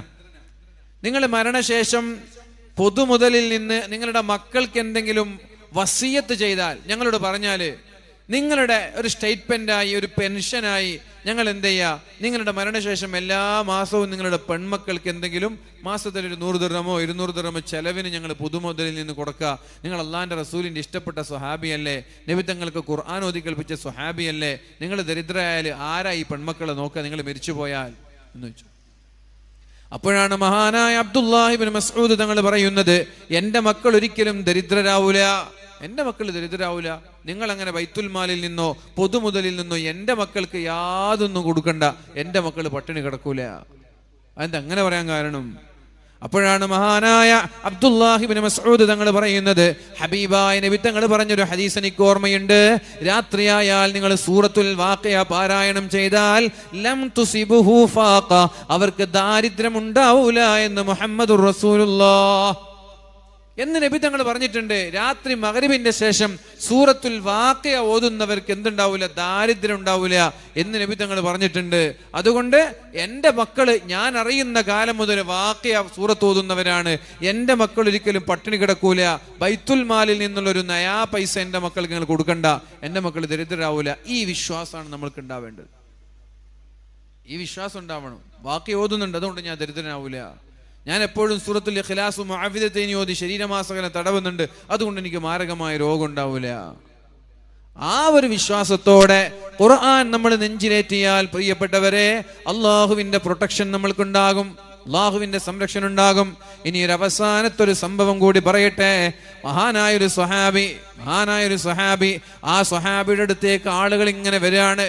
അല്ലയോ ഉസ്താദേ, നിങ്ങളുടെ വീട് കത്തിക്കൊണ്ടിരിക്കുകയാണ് എന്ന് പറഞ്ഞു. നിങ്ങളുടെ നാട്ടിൽ തീ പിടിച്ചിട്ടുണ്ട്, നിങ്ങളുടെ വീട് ഇങ്ങനെ കത്തിക്കൊണ്ടിരിക്കുകയാണ്. അദ്ദേഹം പറഞ്ഞു, എൻ്റെ വീട് കത്തൂല. അല്ല, ഞങ്ങൾ കണ്ടതാണ്, എൻ്റെ വീട് കത്തൂല എന്ന് പറഞ്ഞാണ്. പിന്നെ കുറെ ആൾ വന്നു. സ്വാഭാവികമായിട്ട് ഇന്നാലും ഒരു സ്ഥലത്ത് തീ പിടിച്ചപ്പോ ഏതെങ്കിലും ഉസ്താദിന്റെയോ പള്ളി പ്രസിഡന്റിന്റെയോ നാടിന്റെ സ്ഥലത്ത് വമ്പൻ തീയ, ഫ്ലാറ്റിൽ തീ പിടിച്ചു, നിങ്ങളെ വീടൊക്കെ കത്തിപ്പോയി എന്നല്ല പറയാ. അപ്പോൾ കണ്ട ആളുകൾക്ക് ഓടി ഉസ്താദിന്റെ അടുത്ത് വന്നിട്ട് പറയാം, ഉസ്താദ് നിങ്ങൾ വീട് കത്തുന്നുണ്ട്. കണ്ട ആളുകളോടൊക്കെ ഇവർ പറഞ്ഞു, എൻ്റെ വീട് കത്തൂല, എൻ്റെ വീട്ടിൽ തീ പിടിക്കൂല എന്ന് പറഞ്ഞു. എന്തെന്ന് വെച്ചാൽ നമുക്ക് പോയി നോക്കാന്ന് പറഞ്ഞു. പോയി നോക്കുമ്പോ പരിസരത്തുള്ള എല്ലാ വസ്തുക്കളും കത്തി നശിച്ച് ചാരമായി മാറിയിട്ടും ഈ സ്വഹാബിയുടെ വീടിന് ഒരു പോറലിട്ടിട്ടില്ല, ഒരു ഡോറ് പോയിട്ടൊരു വസ്തു പോലും കത്തിയിട്ടില്ല. അപ്പൊ അവർ ചോദിച്ചു, നിങ്ങൾക്ക് ഇത്ര ഉറപ്പോട് നിങ്ങളുടെ വീട് കത്തൂല എന്ന് പറയാനുള്ള കാരണം എന്താണ്? അപ്പോഴാണ് മഹാനായ സ്വഹാബി പറയുന്നത്, അള്ളാഹുവിന്റെ ഹബീബായ നബി തങ്ങളൊരു ദിക്ർ പഠിപ്പിച്ചു തന്നിട്ടുണ്ട്. ഇത് രാവിലെ ചൊല്ലിയാൽ വൈകുന്നേരം വരെ ഒരപകടം ഉണ്ടാവൂല എന്ന്, വൈകുന്നേരം ചൊല്ലിയാൽ രാവിലെ വരെ ഒരു അപകടം ഉണ്ടാവൂല എന്ന് നബി തങ്ങൾ പറഞ്ഞതാ. നബി തങ്ങൾ പറഞ്ഞാൽ പിന്നെ എനിക്ക് സംശയമില്ല. ഏതാണ് ആ ദിക്ർ എന്നറിയോ? അല്ലാഹുമ്മ അൻത റബ്ബി ലാ ഇലാഹ ഇല്ലാ അൻത ഖലഖ്തനി, اللهم انت ربي لا اله الا انت عليك توكلت وانت رب العرش العظيم ما شاء الله كان وما لم يشأ لم يكن ولا حول ولا قوة إلا بالله العلي العظيم أعلم أن الله على كل شيء قدير وأن الله قد أحاط بكل شيء علما اللهم إني أعوذ بك من شر نفسي ومن شر كل دابة أنت آخذ بناصيتها إن ربي على صراط مستقيم. ഈ ദിക്ർ സുബഹിയുടെ ശേഷം ഒരാൾ ചൊല്ലിയാൽ മഗ്രിബ് വരെ ഒരു അപകടം ഉണ്ടാവില്ല, മഗ്രിബിന് ശേഷം ചൊല്ലിയാൽ സുബഹി വരെ ഒരു അപകടം ഉണ്ടാവില്ല. ഇത് നബി തങ്ങൾ പറഞ്ഞതാണ്, ഞാൻ നബി തങ്ങൾ പറഞ്ഞത് കൊണ്ട് മാത്രം പറയുന്ന ആളാണ്. അപ്പൊ എൻ്റെ വീട് അപകടത്തിൽ പെടൂല എന്ന് എനിക്ക് 100% ഉറപ്പുണ്ടായിരുന്നു. പറഞ്ഞതുപോലെ അദ്ദേഹത്തിന്റെ വീട്ടിൽ തീ കൊണ്ടില്ല. ഈ വിശ്വാസം നമ്മൾക്ക് ഉണ്ടാവണം. അപ്പൊ ഈ വിശ്വാസം ഉണ്ടാവണം. ഇതാണ് പരിശുദ്ധ ഖുർആൻ പ്രിയപ്പെട്ടവരെ. അപ്പൊ ഇങ്ങനെ ഖുർആനിന്റെ ആളായി മാറുക, ഖുർആനെ കുറിച്ച് പഠിക്കുക. ഡ്രൈവിംഗ് സമയത്ത്, വീട്ടിലിരിക്കുന്ന സമയത്ത് ഖുർആൻ കേൾക്കുക, ഖുർആന്റെ ക്ലാസ്സുകൾ കേൾക്കുക, ഖുർആന്റെ വിശദീകരണങ്ങൾ കേൾക്കുക, ഖുർആന്റെ ആയത്തുകളെ കുറിച്ച് ഗവേഷണം ചെയ്യുക, ഖുർആന്റെ ആയത്തുകളെ കുറിച്ച് ചിന്തിക്കുക. ഒരു വാദ് കേട്ടാൽ ആ വാദിലൊക്കെ പഠിക്കുന്ന ആയത്തുകളെ കുറിച്ച് കൂടുതൽ പഠിക്കാനുള്ള ശ്രമം നടത്തുക, ഗവേഷണം നടത്തുക, ചിന്തിക്കുക. അല്ലാഹു റബ്ബ് സുബ്ഹാനഹു വ തആല ഖുർആന്റെ ആളുകളാക്കി അല്ലാഹു നമ്മെ മാറ്റട്ടെ. ഖുർആൻ അനുകൂലമായി സാക്ഷി നിൽക്കുന്നവരിൽ നമ്മൾ ഉൾപ്പെടുത്തട്ടെ. ദ്വാരക്കുന്നല്ലേ. അൽഹംദുലില്ലാഹി റബ്ബിൽ ആലമീൻ. അല്ലാഹുമ്മ സ്വല്ലി അലാ സയ്യിദിനാ മുഹമ്മദിൻ വഅലാ ആലി സയ്യിദിനാ മുഹമ്മദ്. അല്ലാഹുമ്മ ഗ്ഫിർ ലനാ വലിവാലിദീനാ റബ്ബനാ റഹംഹും കമാ റബ്ബൗനാ സിഗാറ. പടച്ചോനെ, ഞങ്ങളുടെ മാതാപിതാക്കൾക്ക് നീ പുറത്തു കൊടുക്കണേ റബ്ബേ. ജീവിച്ചിരിക്കുന്നവർക്ക് ആഫിയത്ത് നൽകണേ അല്ലാ, ഇസ്സത്ത് നൽകണേ അല്ലാ. മരിച്ചുപോയവർക്ക് മഗ്ഫിറത്ത് നൽകണേ അല്ലാ, റഹ്മത്ത് നൽകണേ അല്ലാ. അല്ലാ അർഹമുർ റഹീമായ റബ്ബേ, ഞങ്ങളെ, ഞങ്ങളുടെ ഭാര്യ, ഞങ്ങളുടെ മക്കള്, ഞങ്ങളുടെ ഭർത്താവ് കൺകുളിർമയുള്ളവരാക്കണേ അല്ലാ. ദീനിനും സമൂഹത്തിനും ഉപകരിക്കുന്ന മക്കളാക്കണേ അല്ലാ. അല്ലാഹുവേ, പരീക്ഷകളിലും പരീക്ഷണങ്ങളിലൊക്കെ ഉന്നത വിജയം നൽകണേ അല്ലാ. അതിനിടയിൽ ഇപ്പൊ നമ്മുടെ നാട്ടിലൊക്കെ SSLC കഴിഞ്ഞ് +1 +2 സയൻസ് പഠിക്കണം എന്ന് ആഗ്രഹിക്കുന്ന പെൺകുട്ടികളൊക്കെ ഉണ്ടാവും. ആ കുട്ടികൾക്ക് നീറ്റ് ഉദ്ദേശിക്കുന്ന പെൺകുട്ടികൾ ഈ പൂച്ചക്കാട് എവിടെയെങ്കിലും പരിസരത്തിലുണ്ടെങ്കിൽ നിങ്ങൾക്ക് നീറ്റ് എൻട്രൻസ് കോച്ചിങ്ങോടുകൂടി +1 +2 റെസിഡൻഷ്യലായി ഒരു ദീനിയായ ചുറ്റുപാടോടുകൂടി ഗേൾസിന് മാത്രം പഠിക്കാനുള്ളൊരു ക്യാമ്പസ് ഇൻഷാ അല്ലാഹ് നമ്മുടെ കാസർഗോഡ് ഒരു ഗ്ലോബൽ സ്കൂളിൻ്റെ അതിൻ്റെ പരിസരത്ത് നമ്മൾ ആരംഭിക്കുന്നുണ്ട്. ഇപ്പോൾ ഇല്ലെങ്കിൽ നമ്മൾ പാല, മംഗലാപുരം, കോഴിക്കോട്, അങ്ങനെ പല സ്ഥലങ്ങളിലായിട്ട് നമ്മുടെ മക്കൾ പഠിക്കാൻ പോകും. ഇത്ര ദൂരത്ത് പോയി പഠിക്കാൻ പ്രയാസമുള്ള രക്ഷിതാക്കളുണ്ട്. അപ്പോൾ അത്ര ആളുകളോട് പറയാൻ, നീറ്റ് ഉദ്ദേശിക്കുന്ന +1 +2 സയൻസ് പഠിക്കാൻ ഉദ്ദേശിക്കുന്ന പെൺകുട്ടികൾ പ്രാവശ്യം SSLC കഴിഞ്ഞ് ഇവിടെ ഉണ്ടെങ്കിൽ നിങ്ങൾക്ക് ഏറ്റവും വലിയ സുവർണാവസരമാണ്. ഒരു പരീക്ഷ കൂടിയുണ്ട്, വാറ്റ് എന്ന് പറയുന്ന വിൻടച്ച് അക്കാദമിയുടെ പരീക്ഷ. അതുകൂടി നല്ല മാർക്കോട് കൂടി പാസ്സായാൽ നിങ്ങൾക്ക് 100% സ്കോളർഷിപ്പോടൊക്കെ പഠിക്കാൻ പറ്റും. അവർക്ക് കുറഞ്ഞ ചിലപ്പോൾ 50% സ്കോളർഷിപ്പ് ഉണ്ടാവും, 25 ഉണ്ടാവും. അപ്പോൾ എന്തായാലും AC ക്ലാസ് റൂമും AC ഹോസ്റ്റലൊക്കെ ഉള്ള താമസിച്ച് പഠിക്കുന്ന ഒരു സംവിധാനം ഒരു പക്ഷേ നിങ്ങൾക്ക് ഇതിൻ്റെ പോസ്റ്ററുകൾ കണ്ടിട്ടുണ്ടാവും. പെൺമക്കളെ നമ്മൾ എന്ത് ചെയ്യുക, നീറ്റൊക്കെ നമ്മൾ നേരത്തെ പ്രിപ്പയർ +2 കഴിഞ്ഞതിന് ശേഷമല്ല, +1 സമയത്ത് തന്നെ പ്രിപ്പയർ ആയാലേ എന്തെങ്കിലും നമുക്ക് എവിടെയെങ്കിലും എത്തിപ്പെടാൻ പറ്റുള്ളൂ. ബാക്കിയുള്ള നോർത്ത് ഇന്ത്യയിലൊക്കെ 6ാം ക്ലാസ് മുതൽ നീറ്റിൻ്റെ കോച്ചിങ് തുടങ്ങുന്നുണ്ട്. പക്ഷേ നമ്മുടെ സ്കൂളുകളിലൊക്കെ 6ാം ക്ലാസ്, ഇപ്പോൾ അസീസിയ അതുപോലെ ഗ്ലോബലിലൊക്കെ 6ാം ക്ലാസ് മുതൽ തന്നെ നീറ്റിൻ്റെ കോച്ചിങ് നമ്മൾ ആരംഭിക്കുന്നുണ്ട്. അപ്പോൾ അതുകൊണ്ട് അങ്ങനെ കുട്ടികളൊക്കെ ഇവിടെ ഉണ്ടെങ്കിൽ ഇൻഷാ അല്ലാഹ് എന്ത് ചെയ്യുക, അഡ്മിഷന് വേണ്ടി ബന്ധപ്പെട്ട് പഠിക്കുക, ഉഷാറാവുക, നന്നായിട്ട് പഠിക്കുക എല്ലാവരും. കാരണം നീറ്റ് എന്നൊക്കെ പറഞ്ഞാൽ 25 ലക്ഷം ആളുകൾ എഴുതുന്ന പരീക്ഷയാണ്. അതിൽ 1 ലക്ഷം ആളുകൾക്ക് സ്കോളർഷിപ്പോടുകൂടി പഠിക്കാനുള്ള സംവിധാനം ഉണ്ടാവുള്ളൂ. ബാക്കി 24 ലക്ഷം ആളുകൾ പുറത്താണെന്ന് അർത്ഥം. അപ്പോൾ നന്നായി പഠിക്കുക. അള്ളാഹു നമ്മുടെ മക്കൾക്ക് ബുദ്ധിശക്തി നൽകട്ടെ. പരീക്ഷകളിലും പരീക്ഷണങ്ങളിലൊക്കെ അള്ളാഹു വിജയം നൽകട്ടെ. അള്ളാഹുവേ നീ വിജയം നൽകണേ റബ്ബേ.